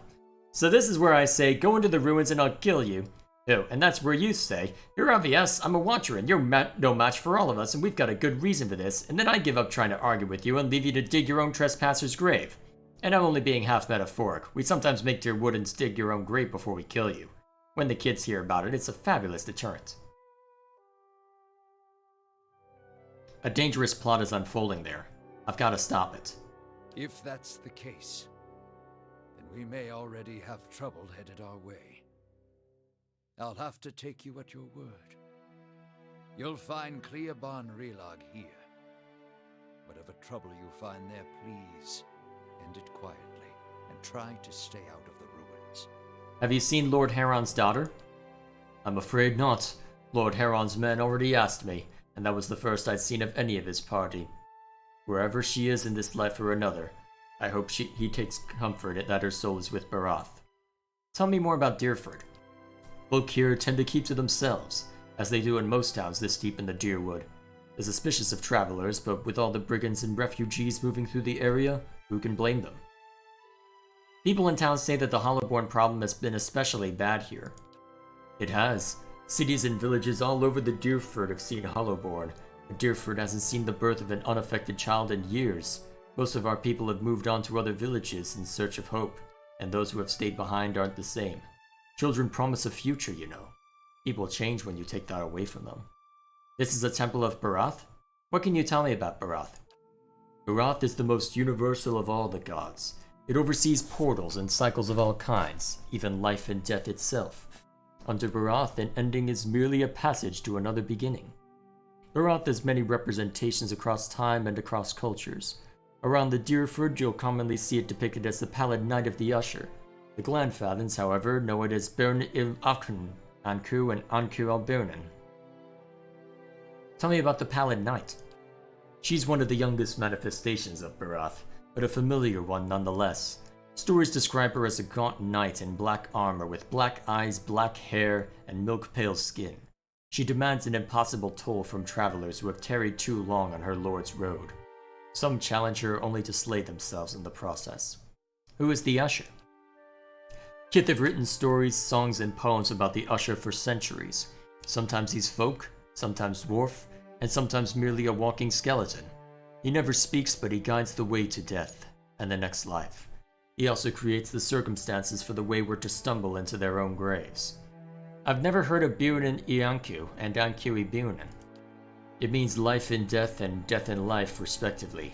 You see them as two skeletal figures, one male and one female. Explorers have found them carved opposite one another in doorways, but I know of no particular legend that speaks of them.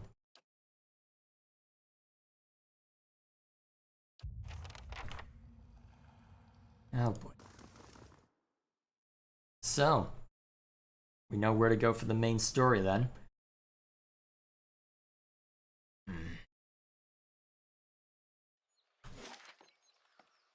Right fetching feathers, lass. Repeat, please, in Adiran. And stand closer so I can grab your neck if you said what I think you did. That was Isilmir. She likes your feathers. Thanks, but I'm not interested, Isilmir. Oh yeah, she wasn't around for that, was she? Oh man. Although if I'm gonna be going into Gwithin Ruins, I better bring Kenna along. So. Anything interesting over here?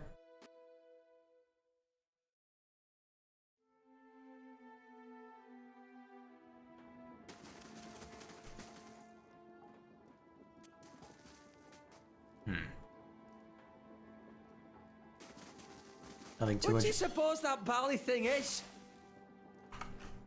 No. Well. You're crazy enough to store jewels in there? Oh man. Whose idea was that? The benefit of heightened perception, I suppose.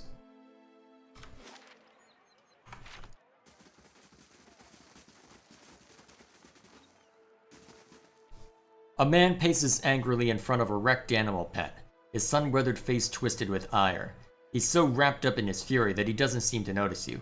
Gallowayne slobbering beast, blazing bloody effigy, thrice damned salty wench and her soggy... What's wrong? Why? Will pretty words bring the rest of my pigs back? Mend my pen, chase that beast from town? What are you talking about? An ogre moved into the area not so long ago. Folk have been seeing glimpses and tracks out in the woods, but it seemed to be staying away from town. Or so we all thought until it made off with my pigs. Now everyone's afraid it's going to develop a taste for kith, if it hasn't already. Did you see the ogre take your pigs? What else would have destroyed my pen and made off with my herd? And at the same time the rest of the village is seeing a 10-foot monster in the forest.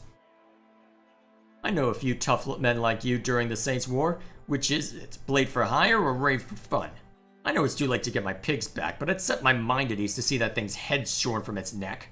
In fact, you bring its ugly pate to me and I'll trade you for something that's of less use to a farmer like me than to a rowdy-looking sort like yourself.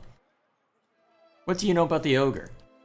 It's the same as any other, I'm sure. A big, ugly son of a bitch with a nasty temper and an appetite to match. Jirgel could tell you more. He claims to have seen it in the wood. You can find him in his shop right by the broken tower. Seen any signs of Alis Herond? It's the same as any other, I'm sure. Oh, hang on. How many times do I have to repeat myself? I already told those snooping garms I haven't seen her, but that hasn't kept them from nosing around my property. I've been sent to find an Orlan named Nirfi. Know where she is? Never ever heard of her.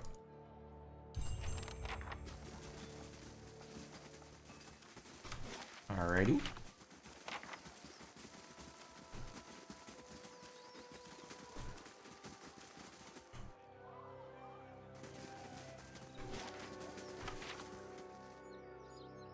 Let's see what's in here.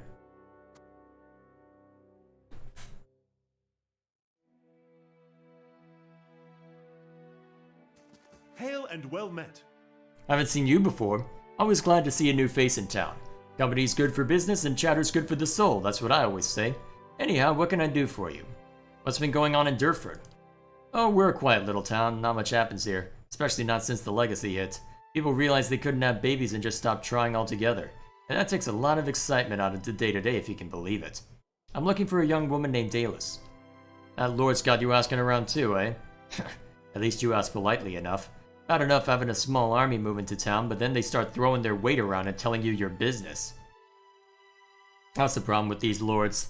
They think their money and their fame aimlessly name entitle them to some kind of special treatment. They expect everyone to fawn over them the way their servants do. No, sir. That's not the kind of people we are, not in the Deerwood. We broke away from a deer to get away from that kind of nonsense. They think... I can certainly understand why you feel that way, but at the moment, I'm just looking for his daughter. Of course, I was just getting to her. I haven't seen her. Not since she went missing, anyway. She mostly kept to herself. But you know how women are. Always carrying on, full of palaver once you get any two of them together. Perfectly harmless, mind you, I'm not criticizing. Just feel like they never run out of things to say. That girl seemed rather quiet, downright shy if I do say so. But even Caed Nua got her talking. Just goes to show you. Andia? An alchemist. Runs a small shop near the center of town. Talented lady, but she had a run-in with some worms not long ago. She's lucky it wasn't that ogre that's been roaming around. Took all of Rumbald's pigs the other day, did you hear? But don't get him started. He's still sore about the subject, and once you get him wound up about that ogre and his pigs, he just won't stop talking. Sounds like someone else. The Hours of St. Rumbald. Oh, that is a... Oh, that's some good great sword. Too bad Kanna's not here so I can make comparisons. Who are you? One of these. You see a forest clearing, fog curling through the weeds on the ground in the cold morning air. The serenity of this scene is occasionally broken by a faint noise that echoes through the silence. This woman emerges from the trees and stops, dropping to the ground. She creeps to the edge of the clearing and crouches near a tree. She glances around furtively, listening intently in the growing light. She presses her back to the tree, tensing against it, ready to spring forward. From the distance comes another sound, a rustling in the undergrowth. At that, she shoots forward, keeping as low to the ground as she can. She puts a hand to her throat and makes a sound, a shrill bird call, but what emerges from her mouth seems to emanate from yards away. From behind her, near the source of the rustling, there is a brief grunting noise that is quickly silenced. She dives into a large bush at the edge of the tree line, keeping her head down and wriggling silently through the leaves and twigs. She takes a position in the bushes, turning to face the direction she came. She raises a hand again, this time mimicking a Stelgare, placing the roar directly behind the man failing to sneak up on her. More than one voice answered this call, all of them sounding panicked and hurried, all of them quickly moving this way, all thoughts of stealth forgotten. She backs out from under the bush to crouch behind it. As she pulls her bow from her back, she takes a shooting stance and waits for her hunters to appear. Interesting. So, she was the one being hunted? Huh. What led to that? Nonsense. Well, either way.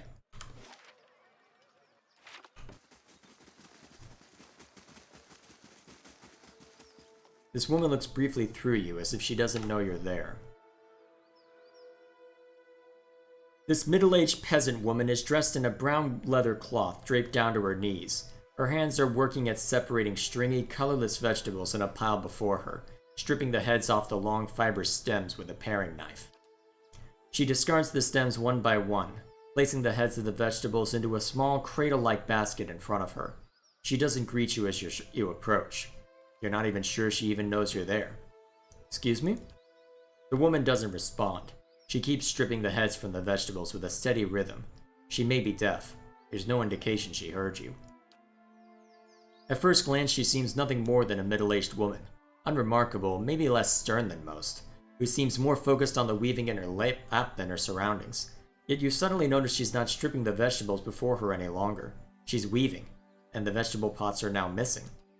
She still pays you no mind, her brown locks torn and snagged from lack of washing, like many of the townsfolk you've seen. There's a strange blur to her. Even the motions of her hands seem to be playing with the threads that lack color, in a shape that lacks interest. It may be that she is half-minded, or deaf, but something feels wrong. As you watch, her knitting takes on an odd cadence, and you have a terrible suspicion that something lurks beneath what your eyes are showing you. Her brown hair is long, almost impossibly to the length of her hand. As you follow the streams of her locks downward, the hairs become long and black, splitting off into threads of black and silver and wrapping around her hands. She is forming a soul cradle with the threads, braiding a net in front of you, each finger long and sharp like a series of knitting needles, almost hypnotic. The silver and black strands of her hair weave together, with silver predominating as a highlight, the black shadowing it. And suddenly you are calm. You are on a plateau, almost the height of a tower, several stories high. The plateau is like a table lying beneath a clear sky, and beneath the plateau, surrounding it in all directions, a forest hazy with mist, although whether it is actual mist, or distance, or a recollection, resting in the curve of a natural arch above you, is a great copper bell, half again the size of a man, hanging at attention, as if looking down on you and the events unfolding before you. Oh dear. Let's see. The plateau is soaked in the sun, and the rock beneath you is rough and warm. The sky forms a cradle around you. You feel different, not disembodied, but you feel your body, your physical contours have changed along with the surroundings. And you hear a soft series of chimes, like wind chimes. At the sound, the scene gains color and texture, as if the sound is beckoning you gently forward, filling your senses and thoughts, like mist roiling softly into a sealed chamber. And the chime coaxes you deeper into the memory, and you're certain it is a memory, a warm one. You are on the stone of the plateau, your knees on the warm texture of the ground, silver, white, shimmering like Adra. The plateau is formed of it, glistening in the sun. You can feel the heat on your skin, your wrists and your hands. Your hands are in motion. Weaving, not thread, but gathering, tenderly moving along the first movements of Barath's wheel. Your hands are wet. Your hands are upon the flesh of a newborn child, and you can feel the crowning of a tiny head, turning in your grip, its head slick, wet from the womb. Wait, did it? Okay. The hands you are wearing, inhabiting, have done this many times, and they are practiced and confident. You can feel distinct pains in your own head as the head emerges, a stream of fluid from the womb helping the newborn slide forth, and a woman's labored breathing, crying out. As your hands move, you hear the sound of chimes, clear, cutting through the haze of memory. You cannot see where they are coming from, but they are close, and they are meant as a comfort. Of that you are certain. And coaxed by your hand, every movement causing the chimes to sound again. Almost eagerly, the child comes forth, and as it does, your hands are in motion, weaving, moving along the length of a soft, wet rope. No, an umbilical cord from the legs of the naked woman before you. You are holding a small child, still wet from the womb, before you. The child cries out, its cry full of life, full of soul, the ringing of chimes echoing at its thoughts, filling with its welcome. The soul is blurred at the edges, as if you are viewing a soul, from within a soul, but it is there. It is alive. The woman before you is weeping, and at her first cry, her hands reach out for it. You surrender the child to her, something you have done many times before, and as your hands move, the chimes echo the movement, and you realize the chimes are hanging from cords on your wrist, and where once they echo in the memory, they are now echoing in the child's mind as well. The chimes are intended to welcome the child, to be its first gentle greeting into the world, a soothing sound guided by the tender motions of your wrists. You are helping to weave its thoughts, its perceptions, and the experience. The experience. The woman laughs with a ragged joy, laughing from a parched throat. Her emotions seem soothed, but the physical demand of labor have left her exhausted. But the child is here. The child is safe, and all atop the plateau is peaceful, calm, distant, flattening out as the memory persists. With effort, the scene bleeds of color, and your mind becomes your own again. There is no pull, no anchor, yet the sound of the chimes remains. As they existed in the memory, they sound here as well, and they are hanging from woven braids on the wrists of the woman before you. Even as your head is spinning from the touch of her mind, the sound of the chimes on her wrists is sharp and clear, as if coaxing you back to the real world. The woman still sits before you, but she is nothing like what you first saw. She is wearing black, shredded garments that drape over her form like streamers. Her hair is streaks of black and run through with silver.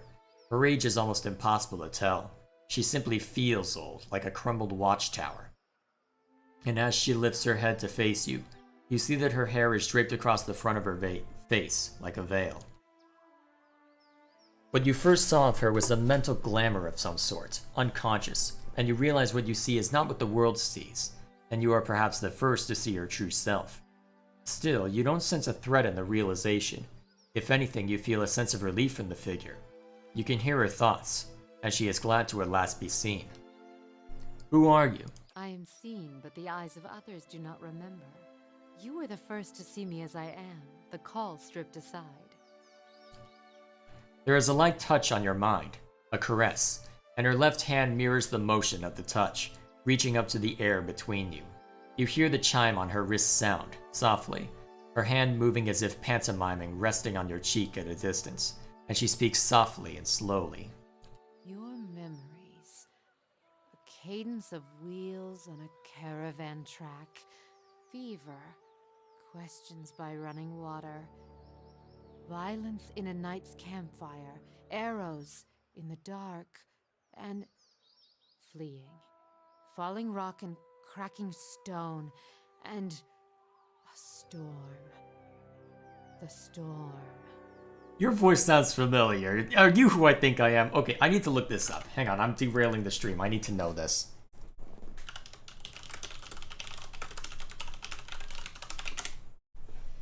Her voice sounds familiar. Who is it? Yep, it is who I think it is. Flame Emperor. The storm that brushed you. Did its screaming wake you from your mind's cradle? Your memory of it is painful. Its cry is difficult to ignore. It's like a child. Many children crying out. I encountered a Beowalk, yes, and it did something to me. Her hand withdraws shyly, the chimes sounding softly once again. The woman stands, uncertainly, as if she had been sitting for some time, or is too weak to bear her own weight. You notice her cheekbones are tight, her face gaunt, yet while her stance is weak, she seems determined to stand before you. You are able to see me. It is almost a question. You suddenly realize she doesn't seem to know what you saw when you looked at her, the image on the plateau. Yet the image was so clear, so sharp, you're surprised that she didn't feel you there. To see me is a rare gift, a watcher's gift.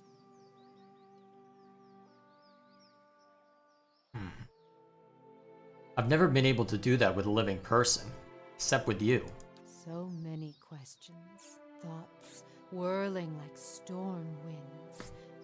That storm still roars through you, deep beneath your thoughts, yet muted and secret, like an underground river. I cannot tell if it is carving new channels, or eroding what keeps your true strength buried. What are you? The fact that you could hear it at all, survive it, is something few have ever done. Your power will grow stronger with each soul you touch, as it allowed you to reach out to mine. There is a silence, and although it seems to last for but a heartbeat, in your thoughts it stretches out between the two of you, like a pull between your minds. You blink, take a breath, and then you realize she wants to ask you a question, yet can't form the words, as if assembling them is painful, or there are simply not enough pieces. Do you wish to travel with me? You feel a wave of fear, gusted with the strength of relief, although oddly her expression does not change. Then fear dissipates, and you feel strength and certainty, as if the plateau from her memory lies beneath you, and a calm sky looks down upon you. Okay, that answers my question, and looking at the Steam achievement that just popped up, which the stream can't see, Cores. you are to be the last party member then. I feel like I should... You know what? This should be fine. So, what's a cipher capable of?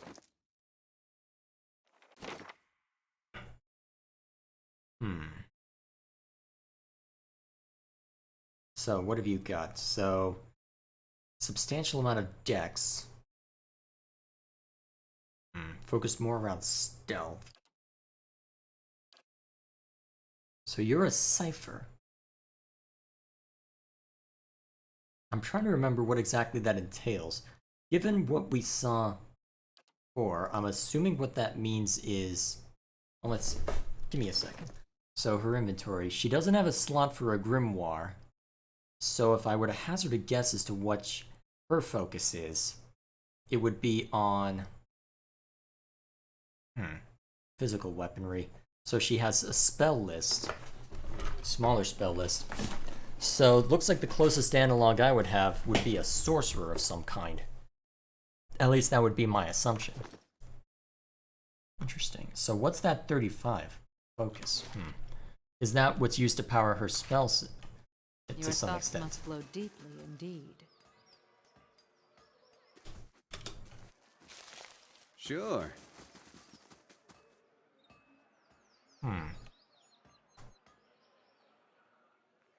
Curious. I did not expect... Did not expect to find another party member out here.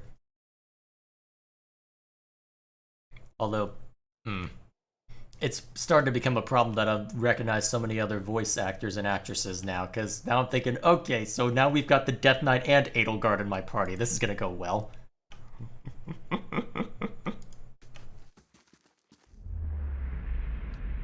You see a modestly furnished house, warm from the cooking fire lit at its far end. This man is sitting in a high-backed chair looking at a large book with a small boy in his lap. He smiles and asks the child about the pictures on the pages, as he points to different parts of them. He looks up as a woman approaches to stir something in the pots hanging over the fire. She adds some carrots to the pot, mixes them in, then stands and turns to the man. She says something to him, and leans in to give him a kiss when a knock comes at the door. The man makes to stand, and the woman motions for him to stay. She walks to the door and glances out the window. It is already too dark outside for anything to be seen. She lifts the bolt on the door and pulls it open, revealing a tall, lanky man with a strange smile on his face. There is a wet, tearing sound, and the woman makes a weak groan, collapsing to the floor. Blood quickly pooling around her. The man in the chair leaps to his feet, grabbing his son, interposing himself between the boy and the man at the door, who steps over the body and enters the house. Gellark vowed you would feel his pain, the man says conversationally as 4 other men enter his house behind him. It appears your rent has come due.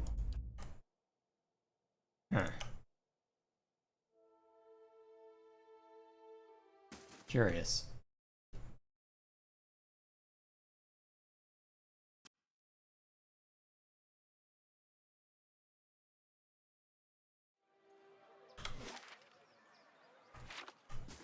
Ah, here we are. Good day to you. A young woman leans against a wagon. One arm and one side of her face are covered in bandages, with raw, rippled flesh showing underneath. A minty, tangy scent wafts from her dressing. She smiles painfully. Just ventured into town? I'm about dry on some of my stocks, but you're welcome to have a look-see. Why have your stocks limited? It's the damn roads. Can't reach none of my suppliers, so I'm stuck with whatever I can scrounge up in the wood. Deer cap, river reed, and the like. That's well and good, but most potions require something stronger too. Troll skin, vessel bone, what have you. And then there's the really rare ingredients, things you'd never be able to afford, let alone find on your own. What did you find? Caed Nua winces as the rest of the story comes tumbling out of her. I'd been keeping an eye on a drake's nest east of town at Deerford Crossing. The beast stayed just long enough to lay a clutch and move on. Thank the Sky Mother it wasn't a full-grown dragon. She looks at her bandaged arm and grimaces. Fresh eggs are much more useful than the ones that get passed between merchants or left in nets for weeks or more, and that clutch looks to be at its peak. Thought I'd see about getting an egg, but I didn't realize so many of them had already hatched, or that young worms were so territorial. I could get an egg for you. She keeps her gaze steady, but you see hope kindling in her eyes and twitching at the corners of her mouth. I sure hope you're not leading me on. I don't think I could stand getting burned again. She bites her lip. If you really mean to go after it, I'd certainly pay you. Just remember, big as they are, dragon eggs are fragile, and there's a lot more I can do with a whole one. Well met, friend. Anything else I can do for you? I've got some handy ointments if you're braving the roads anytime soon. Tell me about the dragon egg. Alright, cool. How'd you get burned? By the flame, how bad does it look? Just say it. I know you'll tell me straight. It looks like it hurts. That's a mighty soft way to put it. I've told you about my run-in with the worms. I reckon you put the rest together already. I'm looking for an Orlin named Nearfree. I did see an Orlin lady head into the Dracagon just the other day. She points across the road to the large building. Don't know what her name was, but she was acting real sneaky-like. What's wrong with the roads? A noise of disgust rattles from her throats. Brigands, looters, you name it. The gods may be hollowing out our babies, but it's grown folk that's rubbing out the rest of us. People are scrambling to Defiance Bay because they hear there's healthy births there, and all those refugees and abandoned homes attract desperate sorts like flies on dog shit. Actually, I'm looking for a missing noblewoman. Oh, that lord's daughter? She was a new shade of green when I seen her the other morning, chatting with Trigal she was, just outside his shop.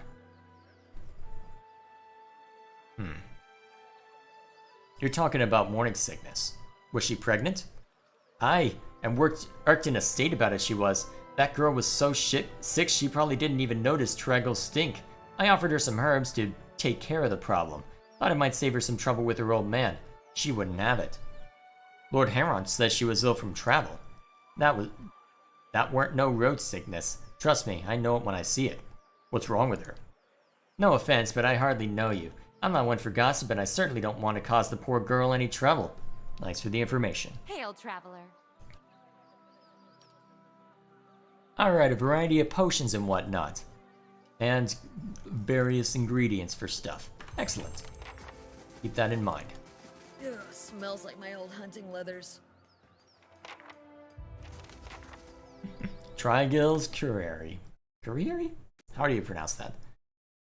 You pronounce it how you pronounce it. You know what? I said it right the first time. We're just going to go with that. I'm going to claim that's true. I wonder what this is. A key of some kind?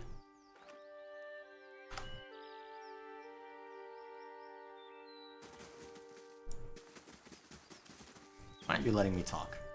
Well, now you will. Hello. You looking to purchase some leathers? A sturdy, broad-shouldered man wipes his hands on his slacks. He reeks of the same foul compound wafting from the vats, and his arms are stained with dye. You looking to purchase some leather? Rumbold mentioned something about an ogre. He's hardly talked about anything else since those pigs of his went missing. The whole town's been worried about that monster. People are starting to see shapes in their windows at night, hearing its growl and the snoring of their mates. It would put a lot of minds at ease if someone got rid of it.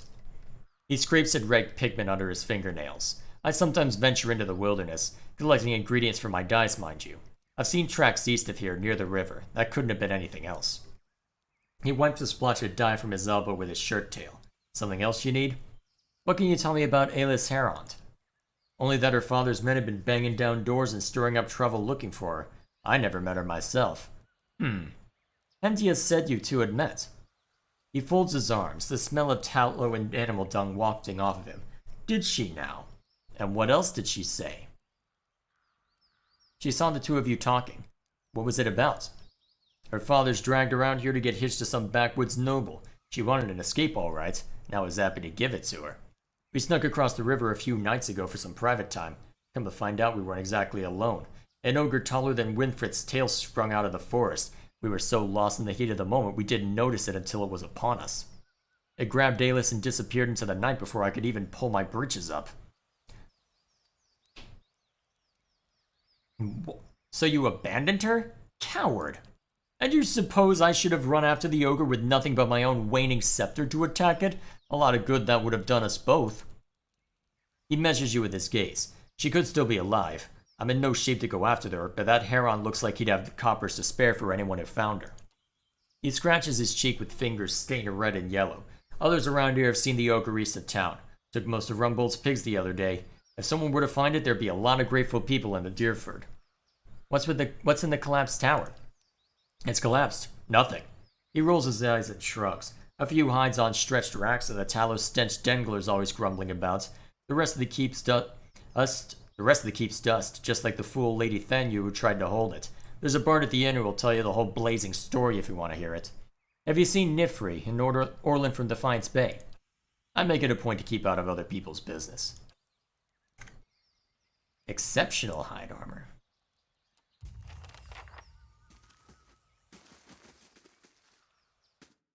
Alrighty then. So, how'd the young noble lady get pregnant then? That's what I want to know.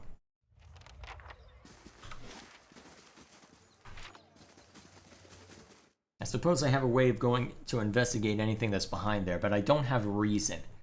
to investigate behind there yet.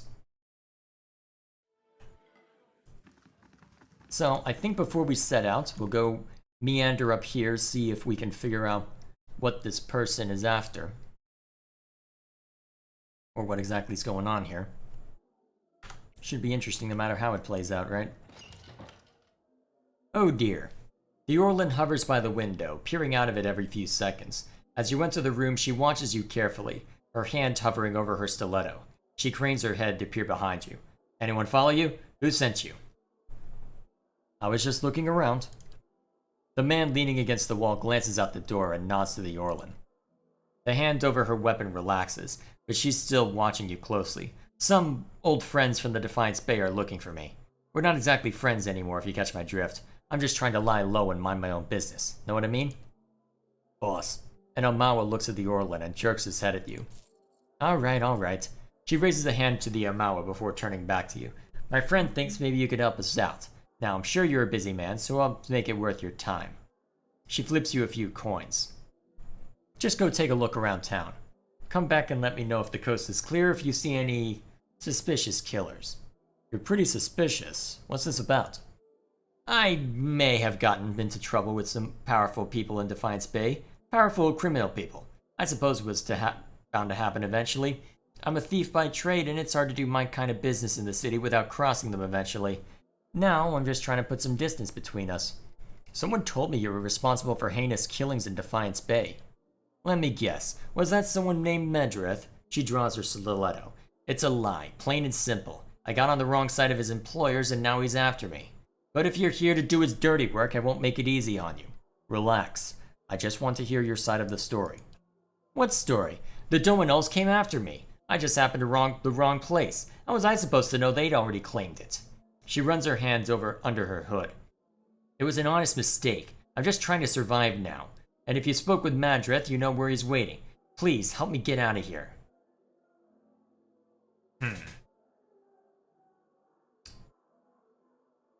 If it's the Dominoes, I don't mind pissing them off, so... Go east. Madrith's waiting for you just west of the river. She nods slowly. Alright, I'm trusting you. Don't have much of a choice. See if you can send him the other way. That should buy me some more time. She follows the hooded figures toward the stairs, giving you a final uncertain glance as she passes through the door. I hope that was the right decision. Guess they're not going to be wanting this then. I'll have it in no time. The work of a moment. I'll see what I can do. The work of a moment. Well, it's not considered stealing, so I may as well. Medici? Let me guess. Yep. You see a man, eyes tight on a couple down a cobblestone road. He moves a little too obviously, a little too naturally, and his eyes never leave her mussed curls as he shadows them from building to building. The woman laughs drunkenly, hand entwined within another belonging to a sharp-nosed noble, flawless doublet slightly too small for his generous frame. She brushes against him as they move, clearly far too intimate for his shadow's liking. His eyes narrow to angry slits as the couple slip into an opulent doorway, and the nobleman's hand slips down her dress. Her breath shortens into gasps as she leans into him further, moaning. The spectator pauses, mouth pressed shut, veins bulging. He slides along the wall, dagger in hand, and just as the woman bites into the nobleman's doublet, he steps out. It's over in moments. He closes his eyes, dagger slipping from his blood-slicked hands, and bolts. Let me guess. Cheating? Infidelity? Probably. Oop. Wrong button. You see a tall figure pacing the edges of a carpet corner to corner, fingers twitching in irritation. The sound of battle grows even closer. Ever closer, snaking its way through caves and corridors, past doors and soldiers, and the mage paces. Throwing his door open, he strides through the refurbished cave, taking scrolls from shelves and demanding potions from terrified grunts. Kicking a fallen chair from his path, he returns to his room, pacing, readying himself.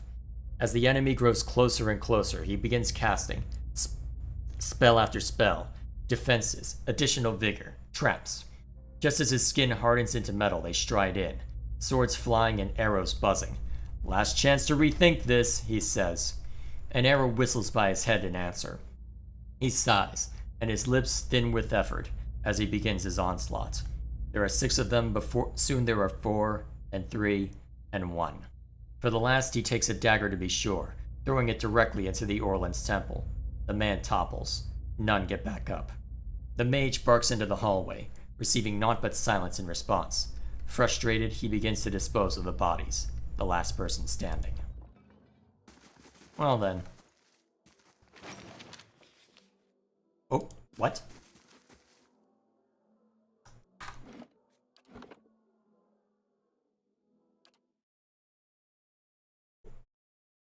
So you only lose reputation if you're caught. Interesting. Not something you would necessarily want to do anyway, but still.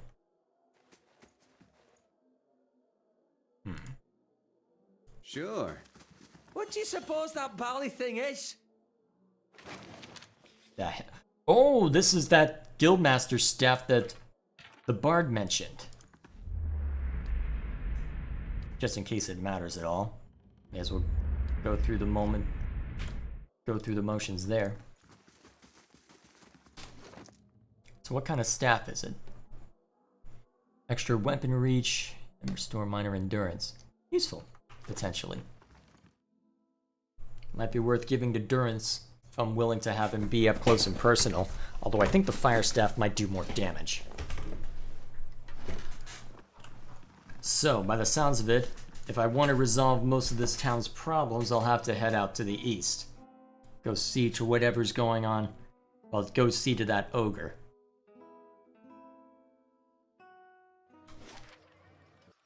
May as well, I suppose. Spine without lopping the head clean off. That takes aim. Did that once. My case was an accident, and I still wake up some nights feeling bad for him. Do I want to know the context of that story? Hail, traveler. Found near free yet? I'm ready to get out of here. She snuck out the back of the inn and went north. He squints at you, pulling the grass into 2 flimsy threads. Did she now? And how would you have known that?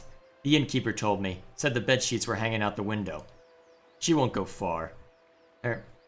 And he grins and hands you a pouch of coin. You've been most helpful. My employers in House Dominol send their thanks. Let's go. Oh, so she wasn't lying about House Dominol. Okay, yep. I have no problem conning House Dominol. No problem whatsoever. Although, curious that they didn't actually know that I'm from House Dominol. Well, that I'm not exactly friendly with them. I wonder if there would be any difference if they did know. Hard to say.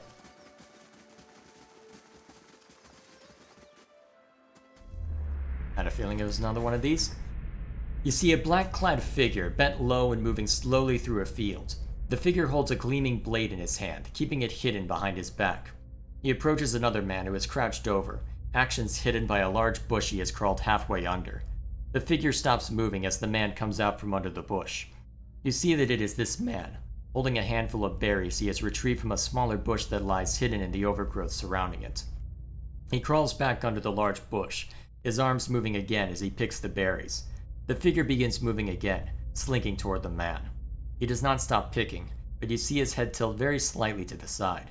He continues to work at the bush until the figure is almost on him. He backs out, hands full, and places the berries in his basket. Then he crouches before the basket, sorting the berries, removing leaves and any berry that doesn't look perfect. The figure comes up from behind the man and raises the blade to strike. The man suddenly rocks back at his feet, spinning around to face the figure behind him. He grabs the figure's wrist and falls onto his back, placing a leg in the center of the figure's chest. The figure flies over the man and lands on his back in the dirt.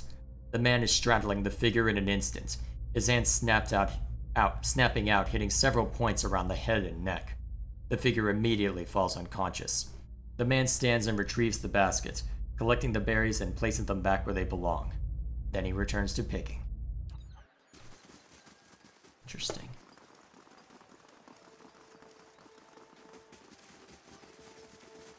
Alrighty.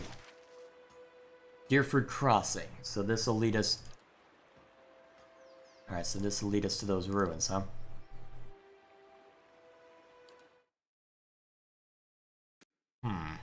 I'll probably want Kana along for this. Just a matter of who else I want to bring along.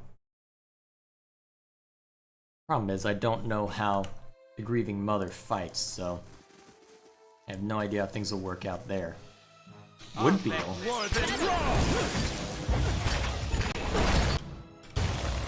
Oh, thank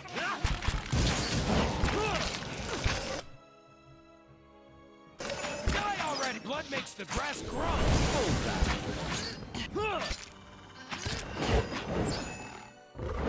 There we go.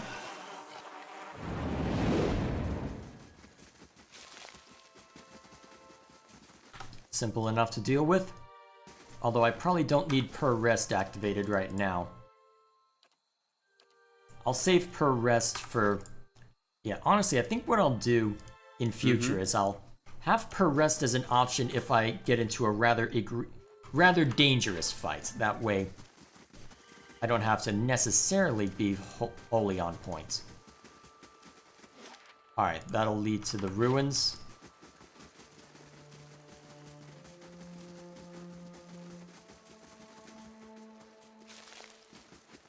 Now, supposedly an ogre around here somewhere. Huh. Let's finish exploring this way first. Hello? I can't get a good shot.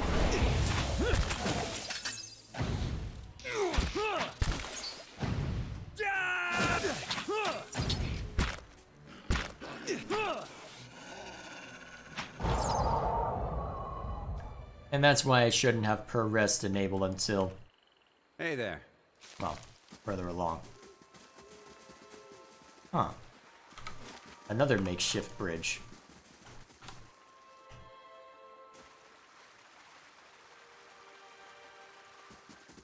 Huh. What's this random tower doing here?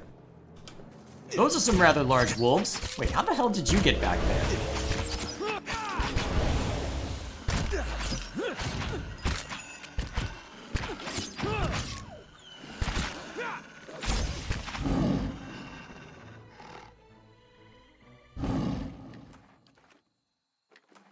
Sure.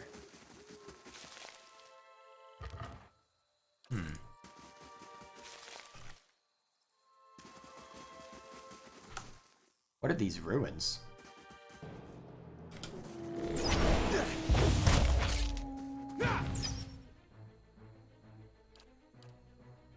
There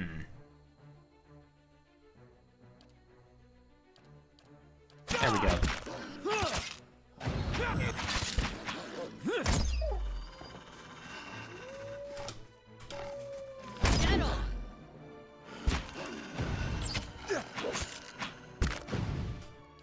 I just realized I don't have a healer in my party right now.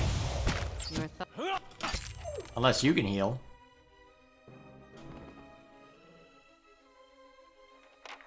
Hey there. Yeah, it looks like if I intend to go into any serious combat... Ready, Watcher. Yeah, I don't have a healer right now. That's actually really bad for me. I'm assuming none of your abilities... Mind Wave.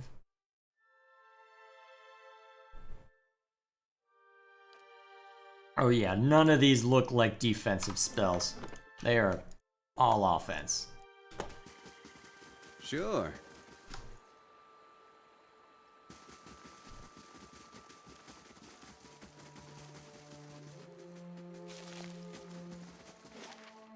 Nothing to the south.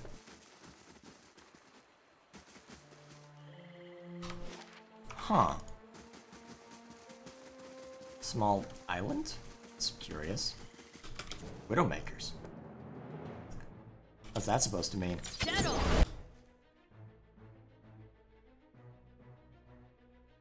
Show me what you can do. Hey there. That seemed to do something.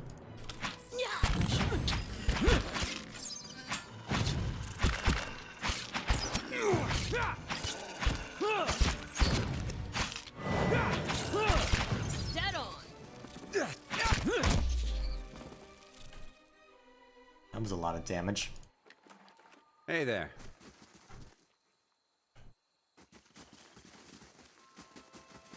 Oh, this looks lovely. That looks so lovely. Let's go get ourselves into trouble.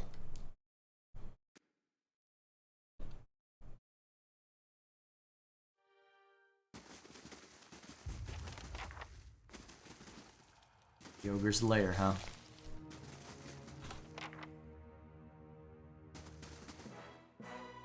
More spiders, huh?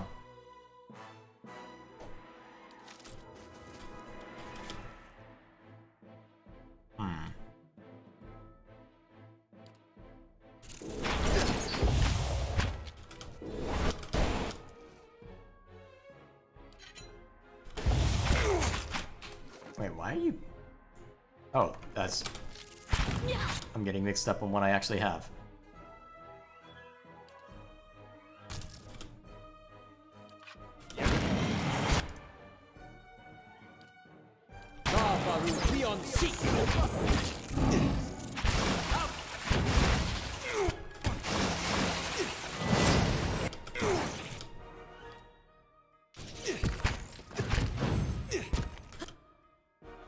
Okay, we need to start hurting him pretty badly now.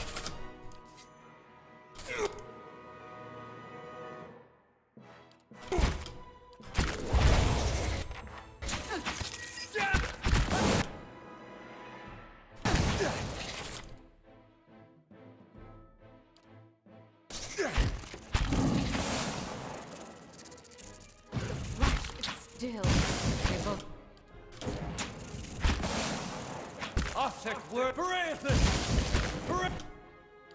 Okay, yeah, we just need to AoE the bastards into oblivion at this point.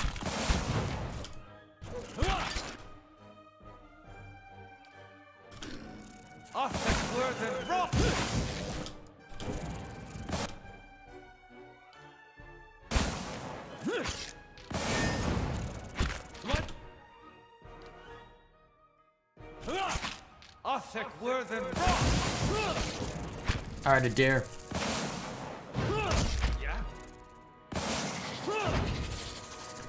Okay, that was a little more intense than I bargained for. Yeah? Your thoughts must flow deeply indeed.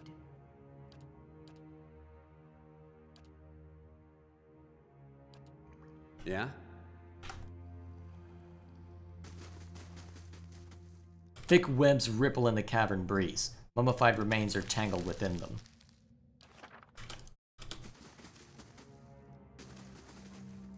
Huh? An exit. Where's this lead?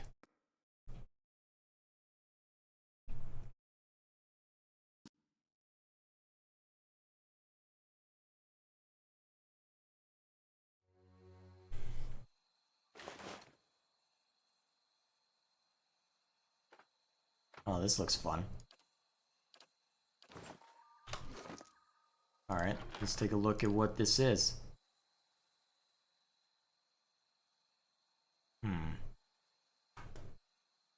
Tattered note. Where'd that end up? Well, where'd the tattered note end up? Here we are.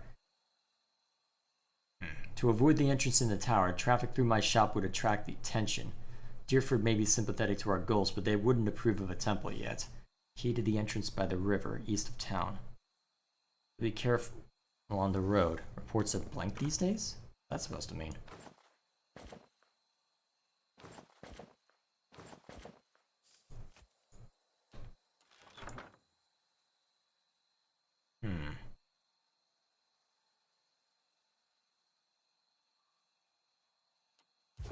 Hey there. Curious. I wonder what that's about.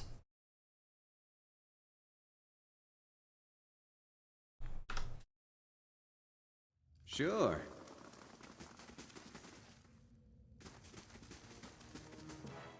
More spiders.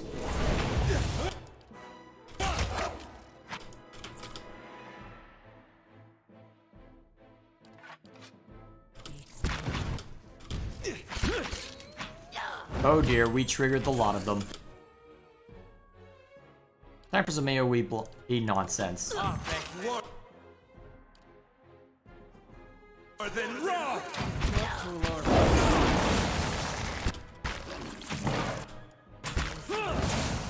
Yeah?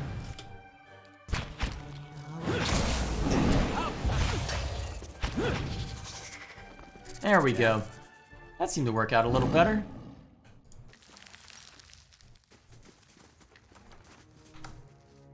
There are a lot of spiders in these caves. Good lord. I was expecting ogres. Well, an ogre anyway. Not a horde of spiders.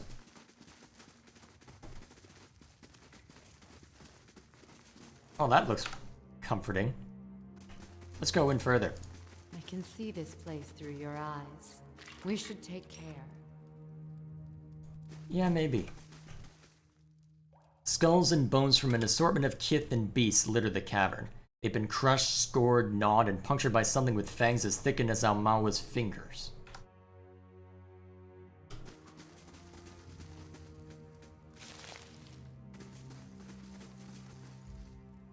Hello! As you advance into the darkness, the ground begins to tremble. You hear plodding footfalls, growling breaths, and bone-snapping crunches. An ogre steps out of the shadows, 10 feet tall and bulging with muscle. He tears a mouthful from a hoofed pink-fleshed limb and tosses it aside. He watches you from under the thick ridges of his brow. Too well equipped to be a villager. A bandit from the road, then, must be. The ogre snorts and tightens his grip around a club. I've kept to myself, killed no one but the fools reckless enough to chase me down here. Why have you come looking for me? I'm looking for a young elven noblewoman. She's gone missing. Korgrak's snarl reveals a row of large, strained teeth. I've done my best to avoid kith, especially the kind that might give rise to search parties. See, he scratches his knuckles and eyes you. She never came here. Of that I am sure. Then I'll look elsewhere. First I want to ask you something more. He glares a spot over your shoulder as if he expects to see something lurking behind you. Speak. Fast. Our farmer from Deerford claims you ate his pigs. He rams a fist into the wall and roars. And I should have eaten the blazing farmer. I underestimated the love these villagers have for their swine. Calm down, perhaps you can tell me something else. What? What are you doing in this cave? Hiding from your kind. He scratches a tusk, glaring at you. Kith driven from their homes by strange storms. Bandits out for blood and coin. My kind is unsafe around Kith at the best of times, but now, tempers run hot, and ogre blood is valued among your alchemists. His fingers flex around his club. The only reason you'd hole up in a spider-infested cave is if you feared something out there. He smashes his club into the ground. I told you, the Kith on the road these days hunger for anything they can eat or sell. I wouldn't last a week wandering the open. Not by myself. He clutches his club with both hands and draws it closer. And you seem sensible enough to understand that now that you've found me here, I can't let you leave. This place isn't safe. Even if you kill me, it's only a matter of time before someone else finds you. He grits his teeth and glares at you. His eyes hard and narrow with rage. Korgrak takes several heaving breaths, seemingly ready to charge at any second. Finally, he drops his club. That's what I was afraid of. He sighs, blasting you with his fetid breath. Time to move on, then. I have a stronghold in Caed Nua. Help me defend it and you can stay as long as you'd like.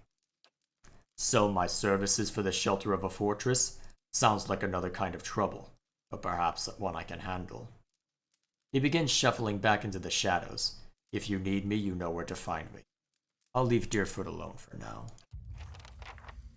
Huh.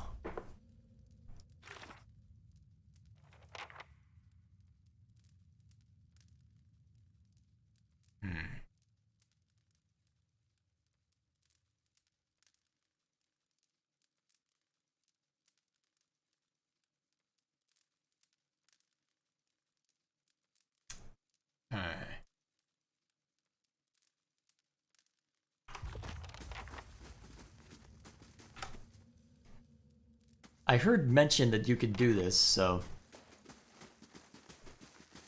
All earnings were lost to bandits? Of course.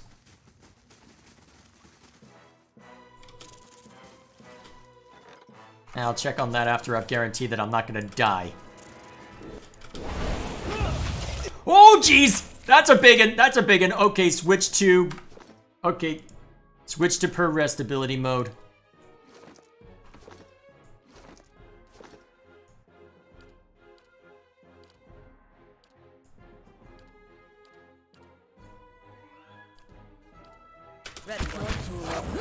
Hey.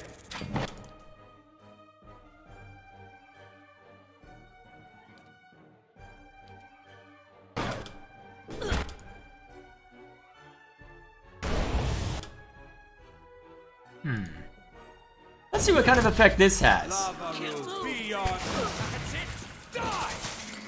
Immune? What BS?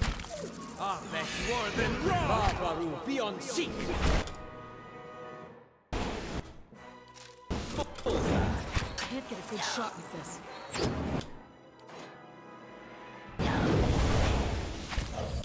Let's have it out! Sagani! She's hurt! Protect Itumok! Protect Ichimok? That's your concern, is Ichimok? Spider Queen, eh?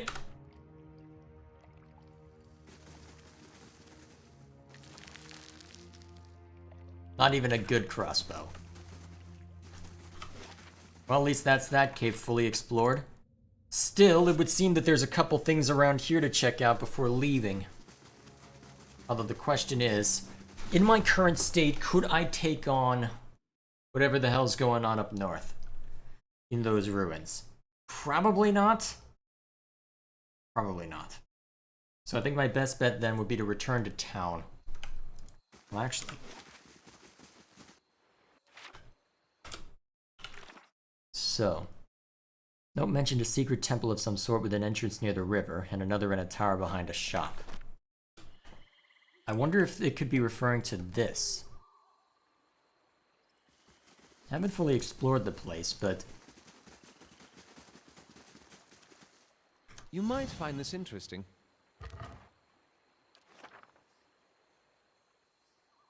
Well, we've got pretty high perception, so let's see what we can find anything interesting. Nothing specifically here. Maybe there's something elsewhere there on this map. It's still got a little bit... Wait, those look like... Oh, Zorbs.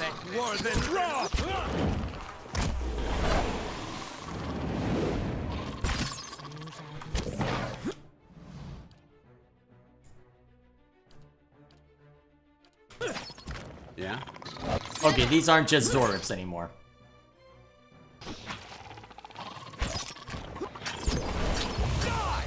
Mm-hmm.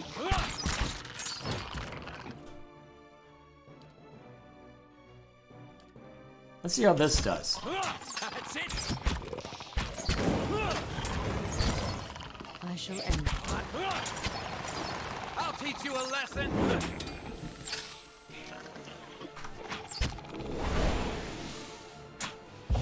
Can't get a good shot with this. Hey there. This one repels my touch. Down they go. Hello. Sure. This looks like an interesting... Oh, this is interesting. Oh yes, this is definitely... Okay. So before anything else...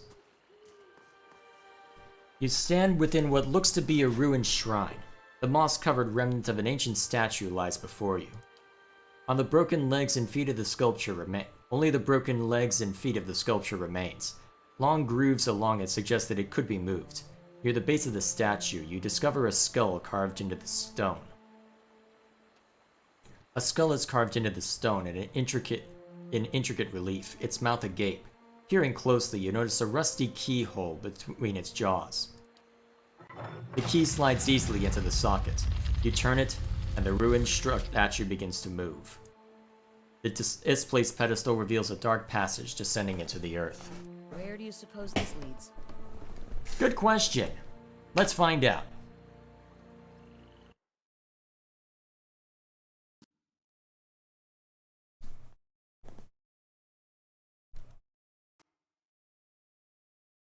If I end up running into the leaden key, I'm gonna shoot someone. I'll take a peek. This effigy is made of several crooked sticks tied together with rough twine. It casts an ominous flickering shadow on the wall.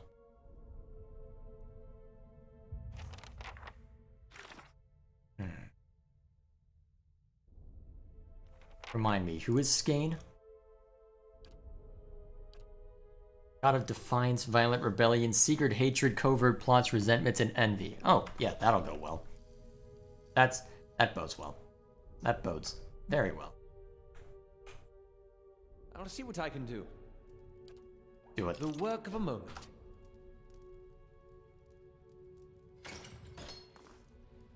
Oh, that's lovely. Blood congeals under this corpse-slashed throat. Crude symbol has been painted on the canvas inside of in streaks of something that looks like blood. I wonder what this is.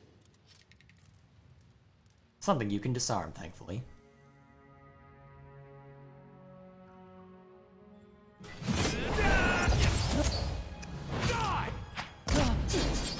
I'll teach you a lesson! My mind feels shut.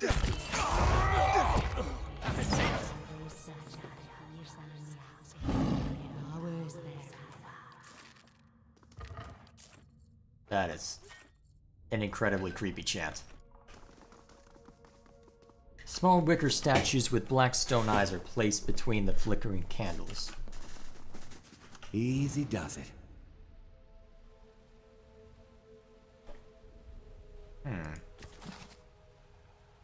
Caednite scripture. Crypt's master key. Final journal of Jones. My son, tomorrow I become the effigy. Tomorrow I become Caed's embodiment on Eora. Tomorrow my master chokes on his own whip.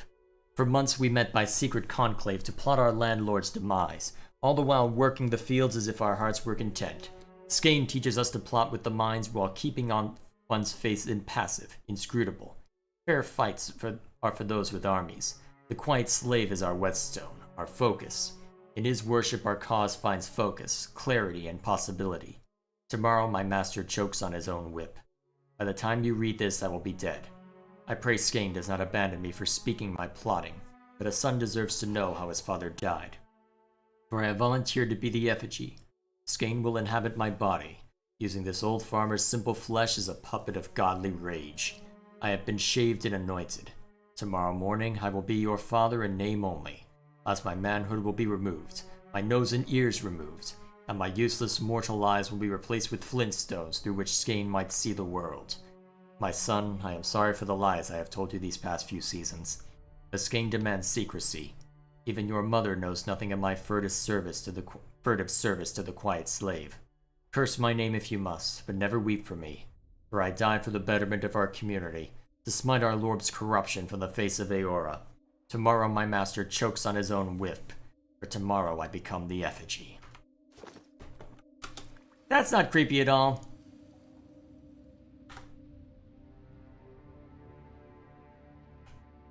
What do you suppose that bally thing is?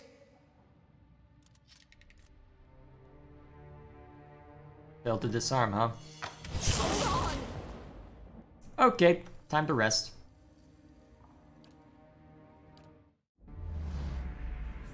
You feel a presence hovering nearby. When you turn, you see the grieving mother observe you. Concern crinkles the corners of her eyes as she seeps into your mind. You wear a cowl of your own, Watcher. I see you shrouded by old lives and unanswered questions. Can you see any details of my past lives? She closes her eyes, and you feel her energy directed inwards at you. She searches your mind, your memories, and parts of you that feel numb and still. She is as gentle as a mother with a newborn. Finally, she retreats. I am sorry, Whatever secrets your soul hides are not present in your mind. Yet I felt them more and more of... Yes, I felt them more and more of late. This is why we journey together, that one may draw strength from many, and that much may be mended by the purpose of one. As she peers at you, her brow seems creased with a new kind of anxiety. Your obscure past, does it trouble you? Yes, I don't know what's in there, and that troubles me. Take care, Watcher. Do not let the unknown chapters of your soul thwart your present endeavors. You must fortify your mind and find clarity in your purpose. She retreats from you, falling into the background. If you did not already know she was here, you suspect you wouldn't notice her at all. Hey there. Shh. What do you suppose that bally thing is? Why do I suck?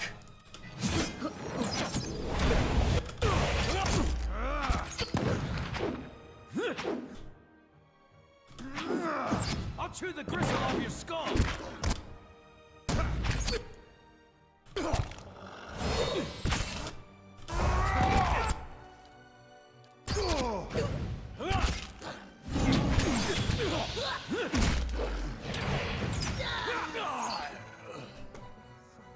I really should focus on the backline more often, shouldn't I? This elegant vase is cracked and chipped. Looks like an antique from a deer. My thoughts will be as silent as my feet.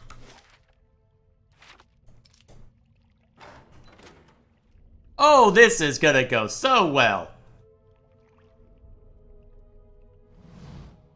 A large, bull-necked man in a hood helps a young elven woman down from a glass chamber connected to a dizzying array of cables and machinery. Her skin and clothing glisten with fresh blood. You may feel a little lightheaded for the next hour or two, but that will pass. Have a meal and get some sleep when you return to town. A transfusion.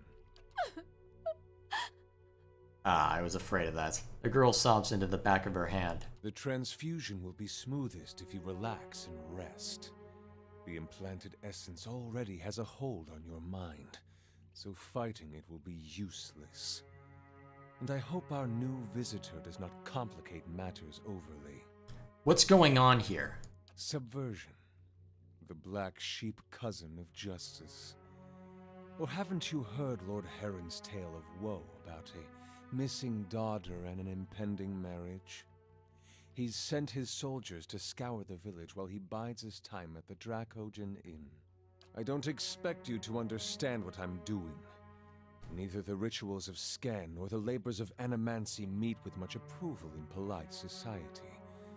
But unsightliness reminds polite society that there are limits.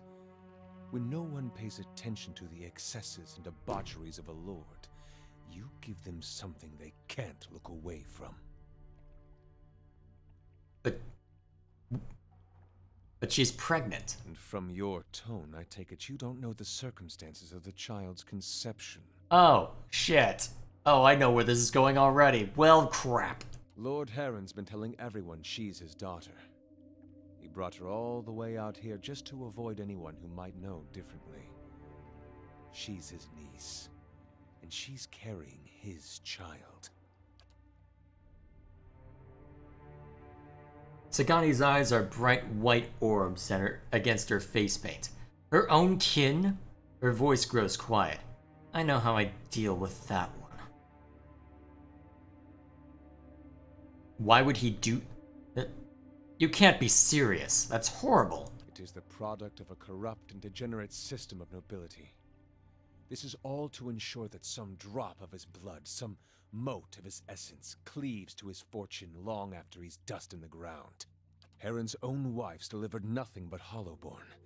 Now he's got no heir, and his sister's child, Elise, is reaching the age to marry. Without progeny of his own, Heron's legacy would pass to her issue. So, he found a way to continue his own noble line by putting his child in this girl, his own niece. And animancy is part of your plan to destroy him? This isn't just about Heron to the girl.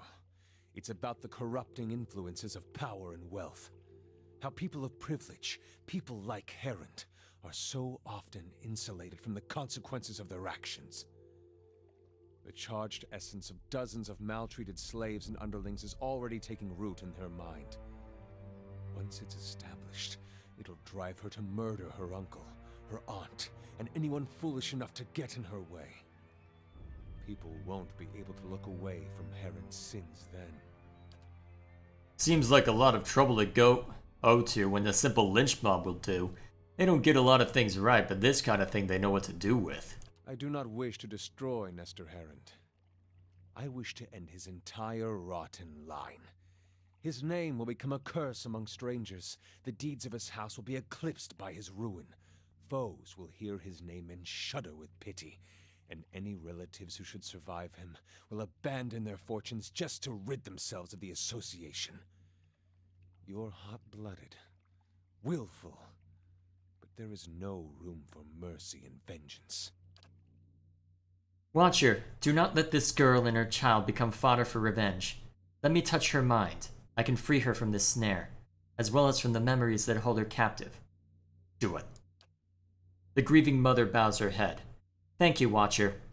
You feel her reach out, persistent yet gentle. Alis does not move, but the grieving mother trembles with exertion, and the air around her rings with the sound of chimes. At last she collapses, her energy spent. The strain throbs in her mind. For just a moment, Alis's eyes close. When they open again, her expression is blank. But as she takes in the scene before her, you, Wymond, and the machinery in this strange dark room, her confusion turns to fear. She lets out a choked cry. Kill them. All of them. If she can't destroy Heron, then we can destroy his legacy with her. That sounds about right.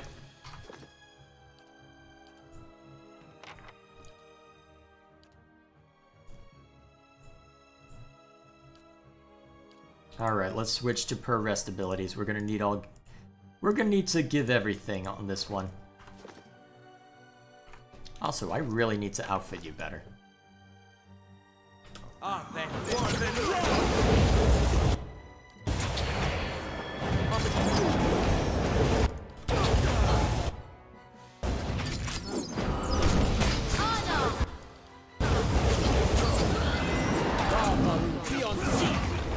Holy crap, when did we just take all that damage?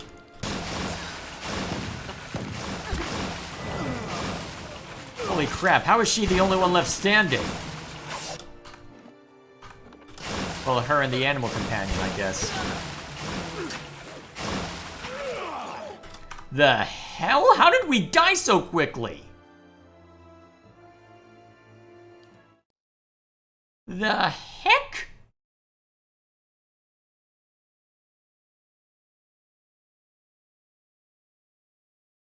I am in shock.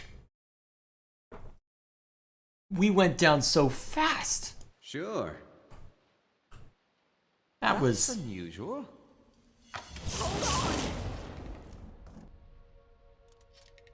Hey. destroyed. Alright, looks like this occurred before we rested.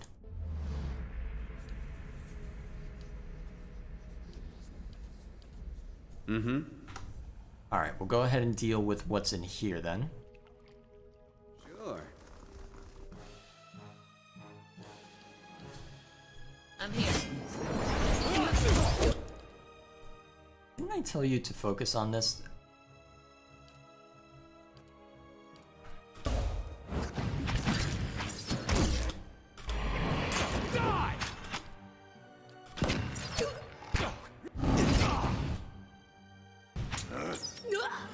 There we go.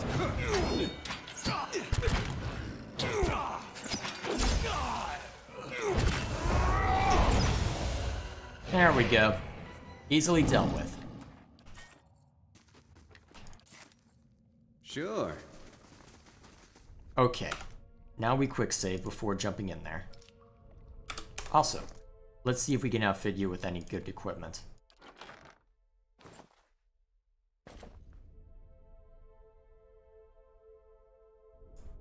If we're gonna have you using a crossbow, bound to have a better one in here somewhere. Sort by item type. Or so I thought. And again, it's probably not going to be your primary tool anyway.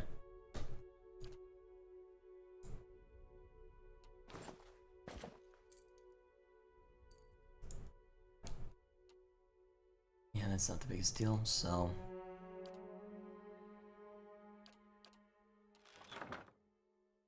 Any good helm I can give you? Not really. Actually, now that I think of it, I don't have a lot of good helms on anyone. Oh well. Let's see how we manage then.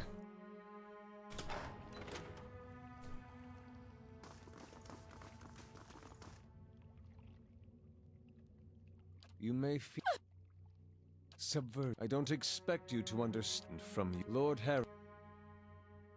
It is the Heron's own wives delivered. This isn't just. I do not kill them.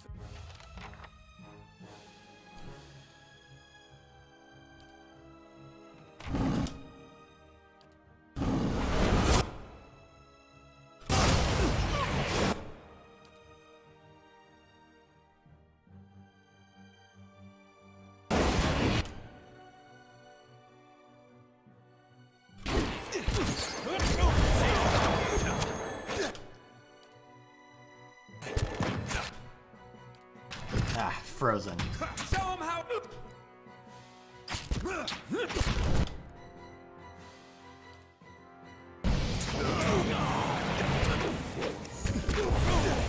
Alright, good.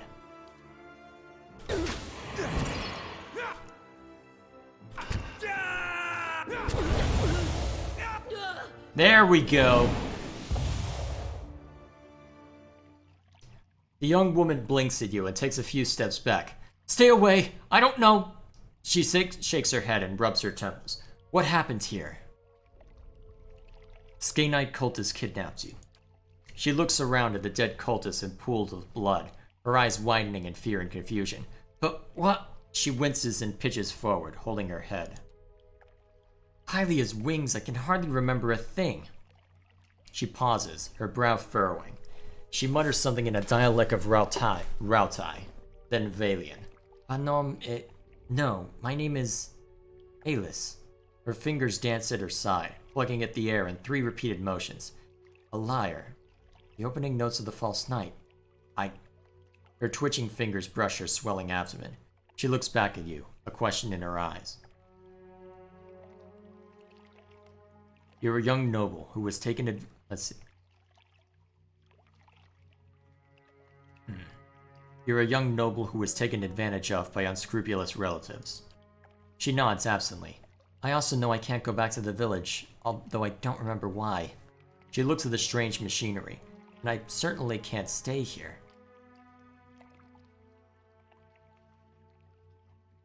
There's a temple on the edge of town. I'm sure the clergy will help you find someplace safe. The suggestion sinks in slowly, but it seems to take root in the newly barren places of her mind. It's good advice. She takes a final glance at her blood-spattered chamber. I won't look back. She hurries away.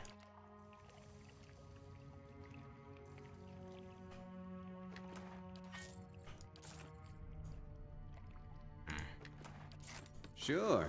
Well, that was lovely.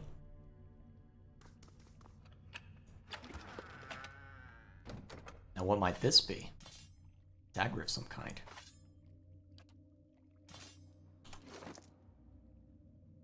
Wyman's notebook.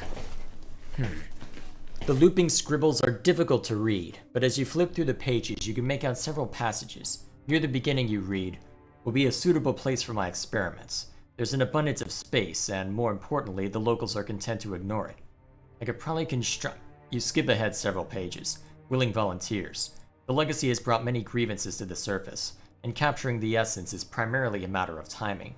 The ritual of the effigy serves a good template for... You scan to the middle of the book. Died and their essence evaporated. Next time I'll have to try a smaller concentration of her reagent. Noble from Defiance Bay. Results were mostly consistent across the other subjects. The challenge is always applying the method to an unwilling participant, but her situation may prove an advantage.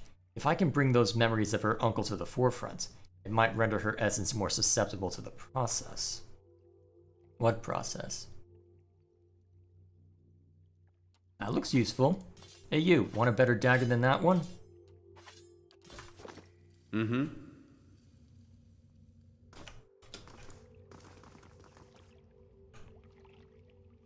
Alrighty. Easy does it. An ornate crest decorates the sarcophagus. The name on the lid has been scratched out. And what might this do? Hello.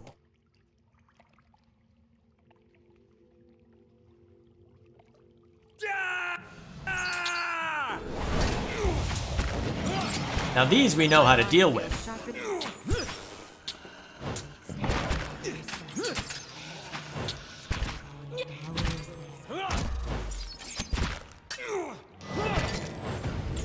Good shot.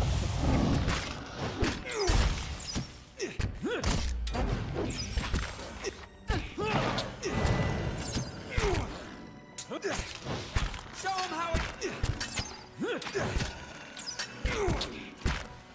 That didn't work. There we go.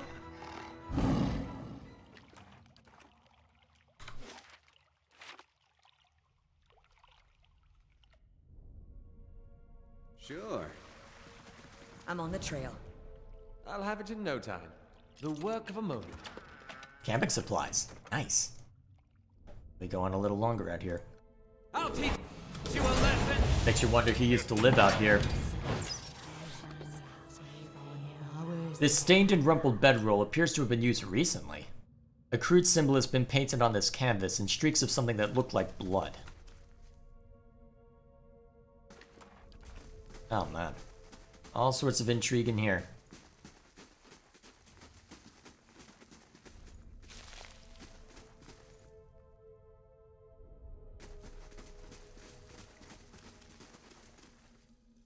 Uh-huh.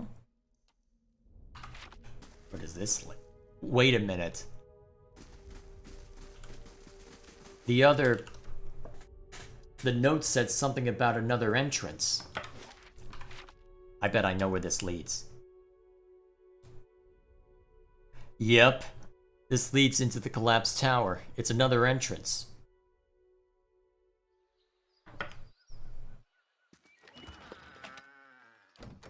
Final journal. Let's read.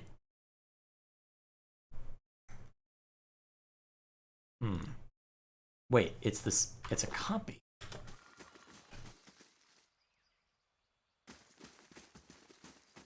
Alright, so before we resolve that, let's continue digging around below. So, if it wasn't the ogre, it must have been him then, if he was the last person. Makes you wonder how much he knew, or didn't know, as it were.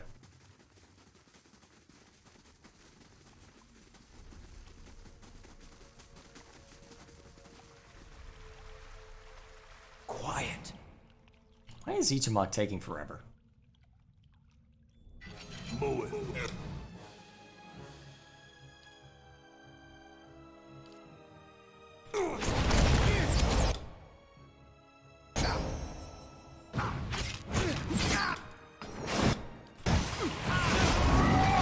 I'll teach you a lesson.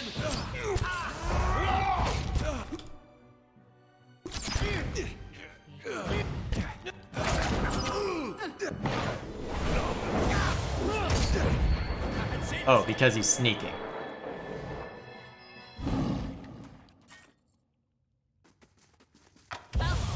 Shit! Why didn't I think it would be trapped? Why did that sentry just disengage with everybody? Sure. Slow and silent.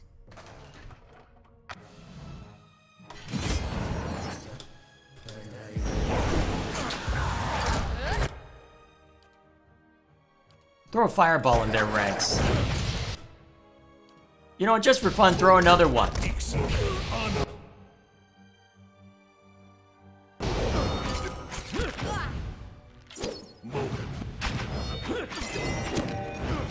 Nice. Managed to hurt him pretty badly with that. And down I go.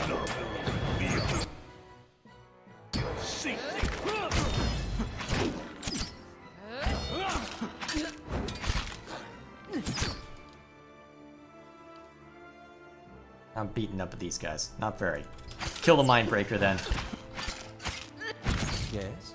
I shall...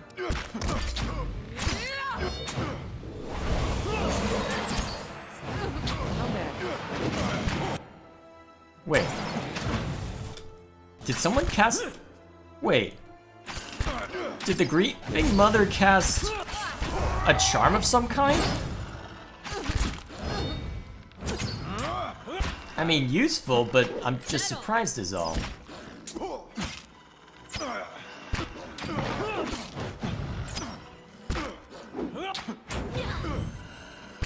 Down you go.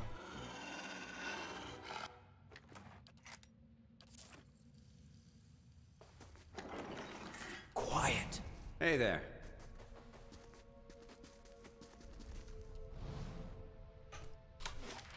Man, this is a surprisingly expansive area. I'm gonna have to rest a little more.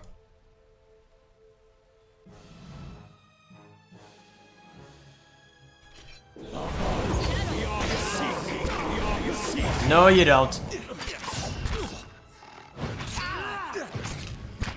There we go. That was easily dealt with. Slow and silent. Yes? Another key. An old dungeon key this time. Another final journal of Jonas, huh? They really want us to check on all that, don't they? Ugh. Torture rack is spattered in blood and gouged by fingernails. Oh, that's lovely. I wonder what this is.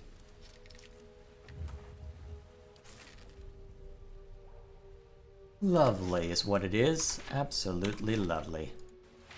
Oh, there's a door there. Well, let's go up this way anyway.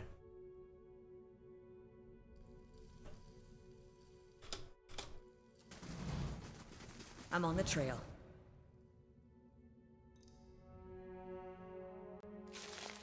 Okay. What now? What's behind curtain number 1? Oh, I'm surprised we haven't been mauled yet.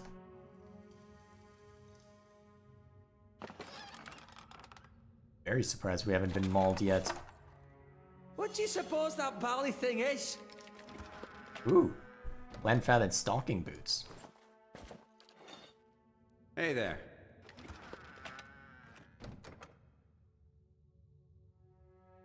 That's bound to be useful for something. Now. Surprised I haven't been attacked by anything lately. Oh, here's something to maul. Alright. As always, target the cultists.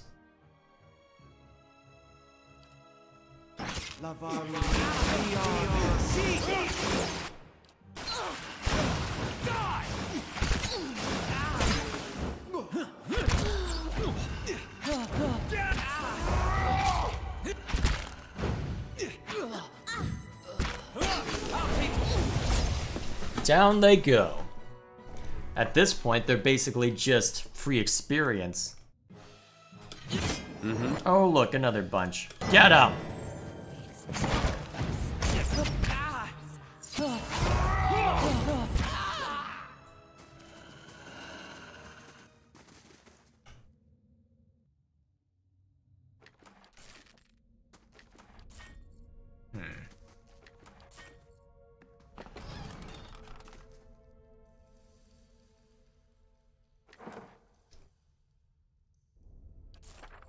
Alrighty. Starting to get a little tedious, but oh wow. I didn't realize how long I've been going. You know, but I want to reach the end of this section. So I'll just keep pressing onward. Skulls have been lashed to this wooden effigy.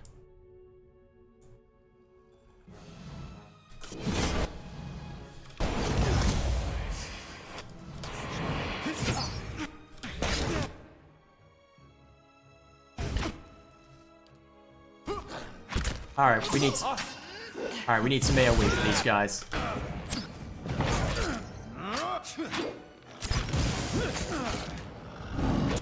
Alright, A-Lot's taking a few too many hits. Where is he?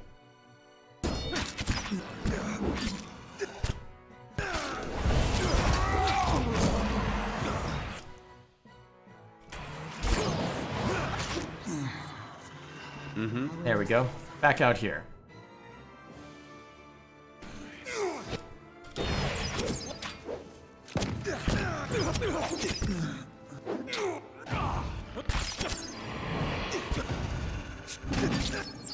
Alright, so I'm down.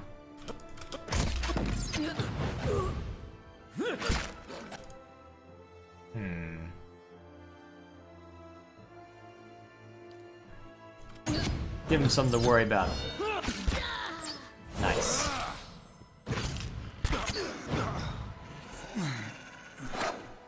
Very good. Easily dealt with. Well, easily enough anyway. Although it looks like I'm gonna have. I'll have it in no time. Looks like I'm gonna have to rest again. Yeah? I'll see what I can do. The work of a moment. Same thing as before. Yep, if I'm that low, I'll need to rest. Oh. Oh yeah, I need to assign someone to this.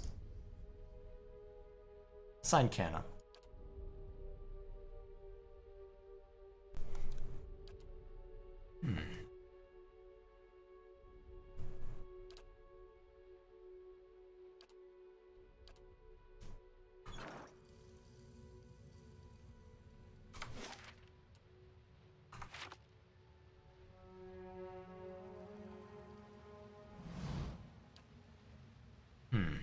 You see a large stone. Wooden beams protrude from the stone on either side of the chasm. Despite their age, they look sturdy enough to hold a grappling hook and a rope.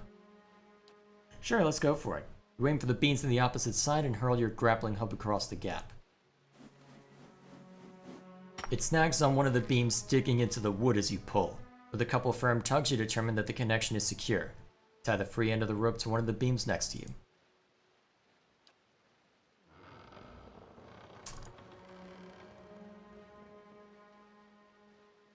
Safe but exhausted. Right in time to be mauled!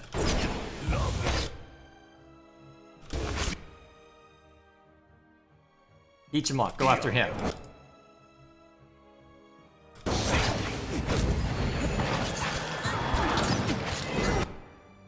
Oh geez, we're taking a lot of damage from all this. I'm here. Alright, time to break out the big guns. Or bigger guns, I should say.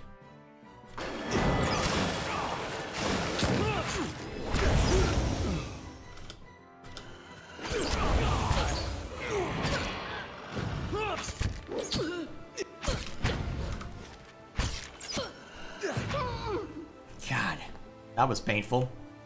Perhaps a little rest is in order.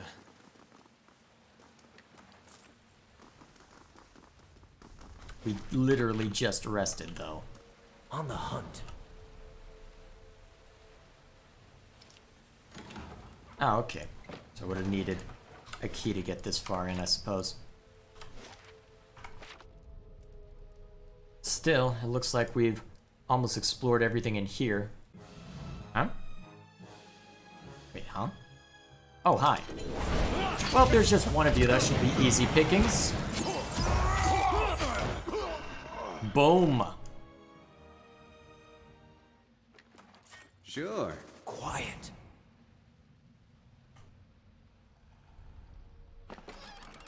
Hey, more camping supplies. Lucky us. Kill the Mindbreaker. Nice. Now the rest should be easy pickings. These are...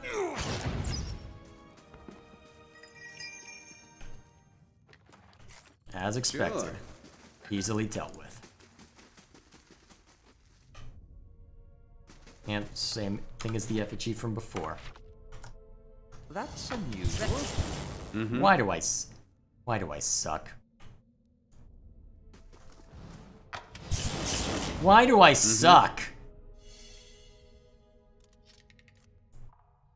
Hey there. Hey.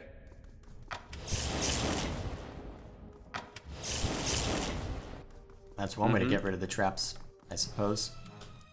Oh look, enemy. Get him! That was quick.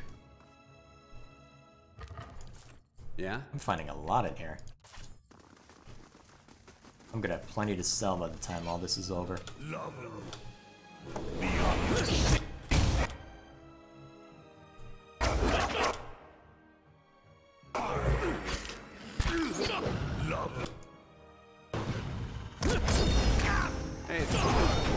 There we are.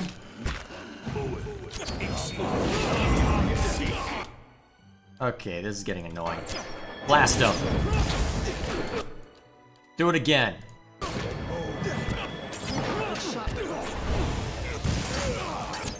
I wish you.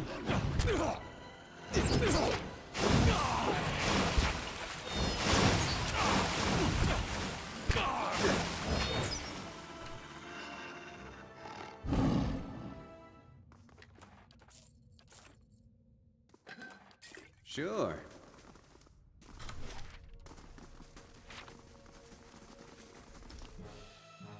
Oh, who now? How did I not see you guys before?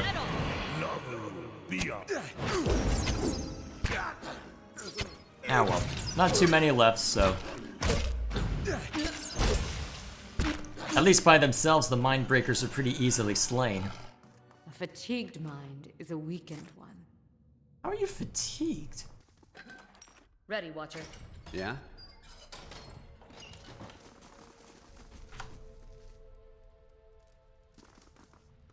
So what's this? As you approach the blood pool, the viscous liquid churns and bubbles. You feel essence rising to the surface, reaching out to you, whispering. Someone should clean that up. Some strange power seems to be animating the blood. I'm going to hazard a guess and say that whatever it isn't benevolent. A place of death. We should not linger here.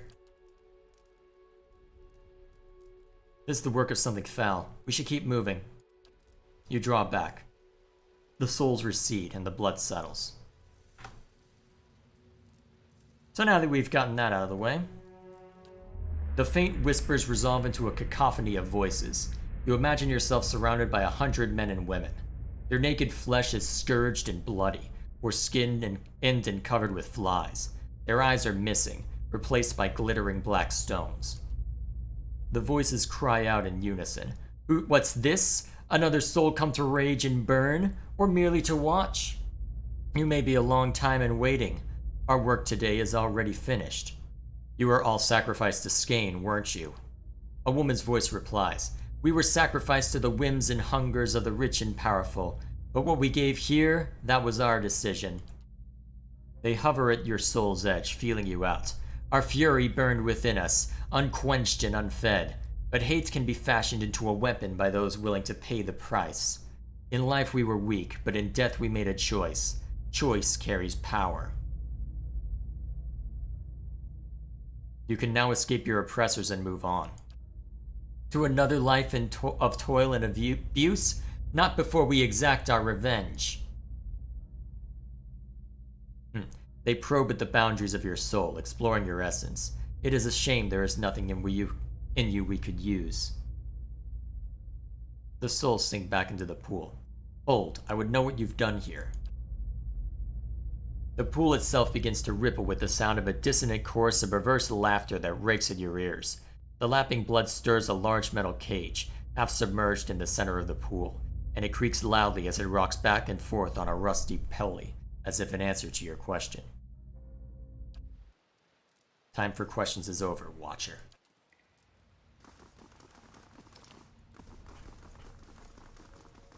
Oh, that's why it forced me in that direction. That way wasn't open.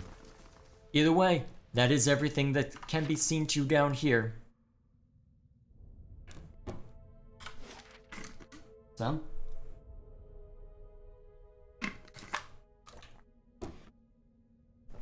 Oh wait, there's a little bit over here that we missed. How is everybody fatigued?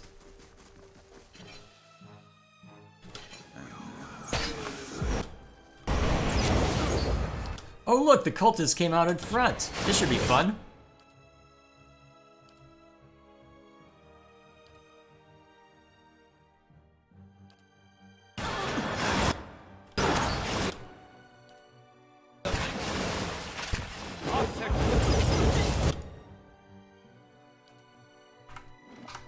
Wrong button.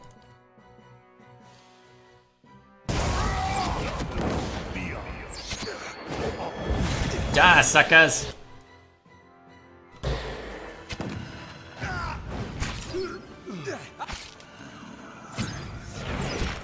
Yeah, I'm gonna have to work a little harder than that, unfortunately.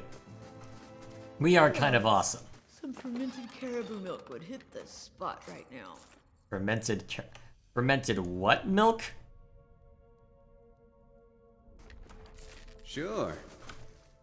Now I'm just confused. Alrighty then, so we'll head back up, confront the guy about what the hell he's been up to, and then the real fun will begin. Well, then we can go back to that noble, then we can call it a night.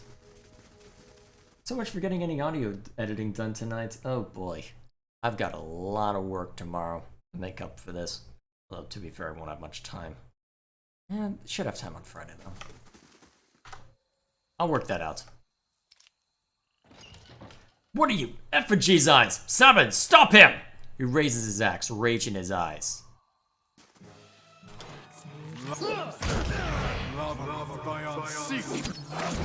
You guys care to attack? Yeah.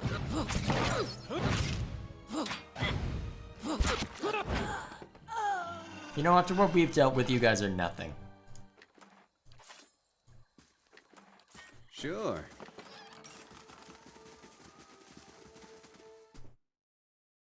Oh boy. Well.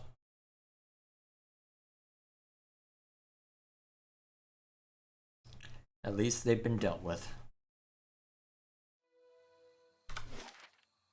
So, let's go inform the man that the ogre is no longer his concern. Hello. I convinced the monster to leave. You won't be seeing him again. He balls his hands into two shaking fists. His face starts to redden. But that's son of an Orlan whore! That thing devoured my entire herd! I wanted it dead and I wanted to mount its head on a pike.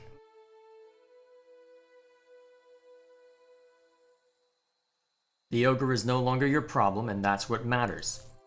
He takes another long, deep breath. You're right. Here, take this for your trouble. I should look on the bright side. The ogre's gone and I can start to rebuild my herd.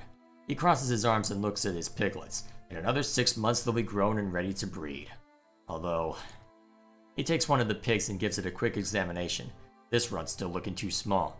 I don't expect to get any good litters out of it, and I'd just as soon not have it weaken the rest of my stock. Why don't you take it? Give me one less mouth to feed anyway. The piglet trots over to you, its pink snout wiggling. Hey there. Do I now have a pig as a pet too? Oh. How many pets am I going to accumulate at this rate? Answer? Too damn many.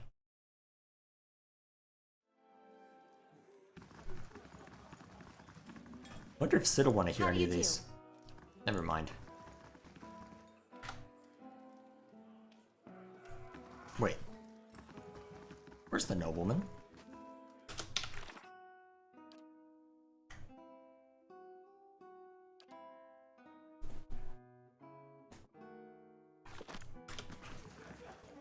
Is he upstairs somewhere?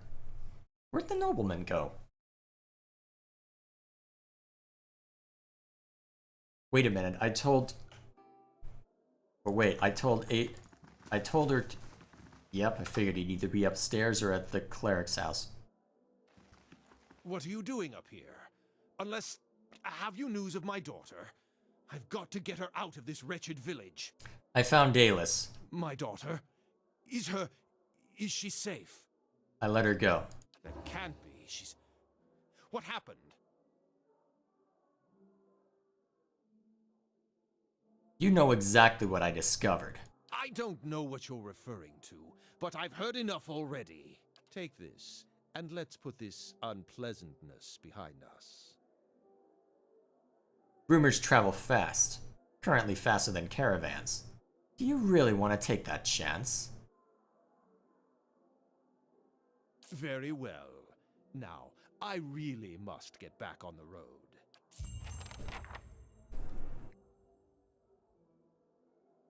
No, I think we're killing this guy. Where's my quick save? Here it is. I think we're gonna deal with this guy. Well, we're either gonna embarrass him or we're going to kill him. Sure. What are you doing up, my daughter? That can't be. She's... What happened? I'll tell everyone what a monster you are. Even if it were true, who would believe you? Take this, and let's put this unpleasantness behind us. My thoughts exactly. Your blow dispatches the old man more quickly than you'd like, but you're confident no one has hurt you. You're also confident no one will ask too many questions when they find him dead.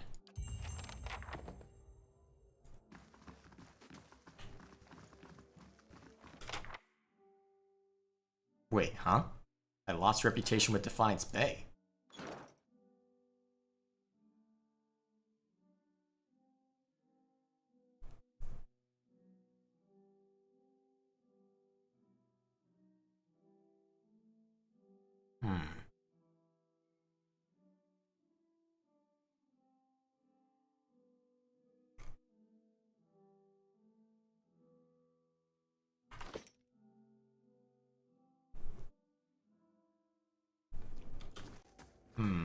Maybe that wasn't a what? Well, no, I'd say he got what he deserved.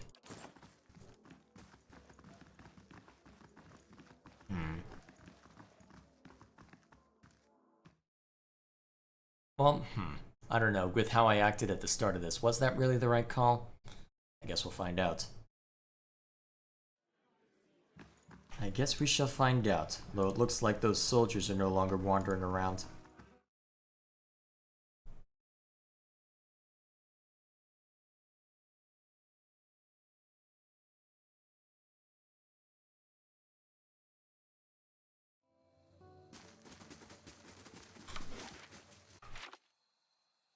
Surprised I got, well, actually, technically I did act deceptively on that, so I guess I'm not surprised by that. Still, there we are.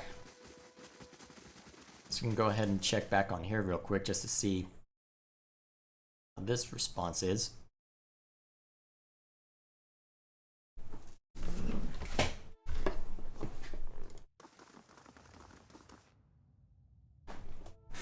Alright, apparently not. Okay.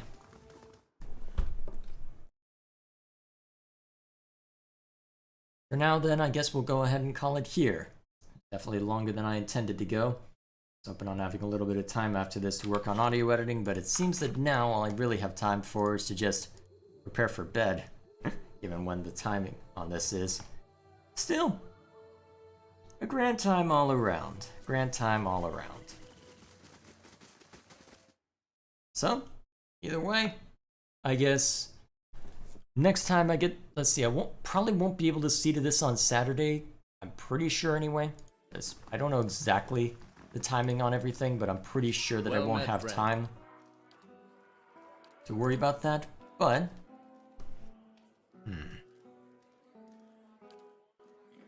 Hey there. so I'm thinking what I do is before I jump in to, before I head north to deal with whatever's going on at the ruins, I think what makes sense is I go back to Stormwall Gorge and take care of the nonsense in there. And then once that I'm done in Stormwall Gorge, I head back to Caed Nua. Well, actually, I could probably just go to I could probably go see to business within Defiance Bay, try and recruit some help, head back to Caed Nua, deal with all the stuff around that, and then see how far we get there. Either way, that should do it for today. That should do for today. So what are we on for main? Alright, there we are.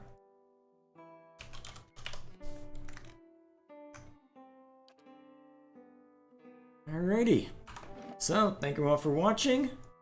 Next time we jump into this, we'll see how far we can get with matters with the dozens, trying to build up our reputation with them, seeing if we can get any help from them against this obnoxious noble. After that, see how things turn out. Either way, thank you all for watching. See you all next time.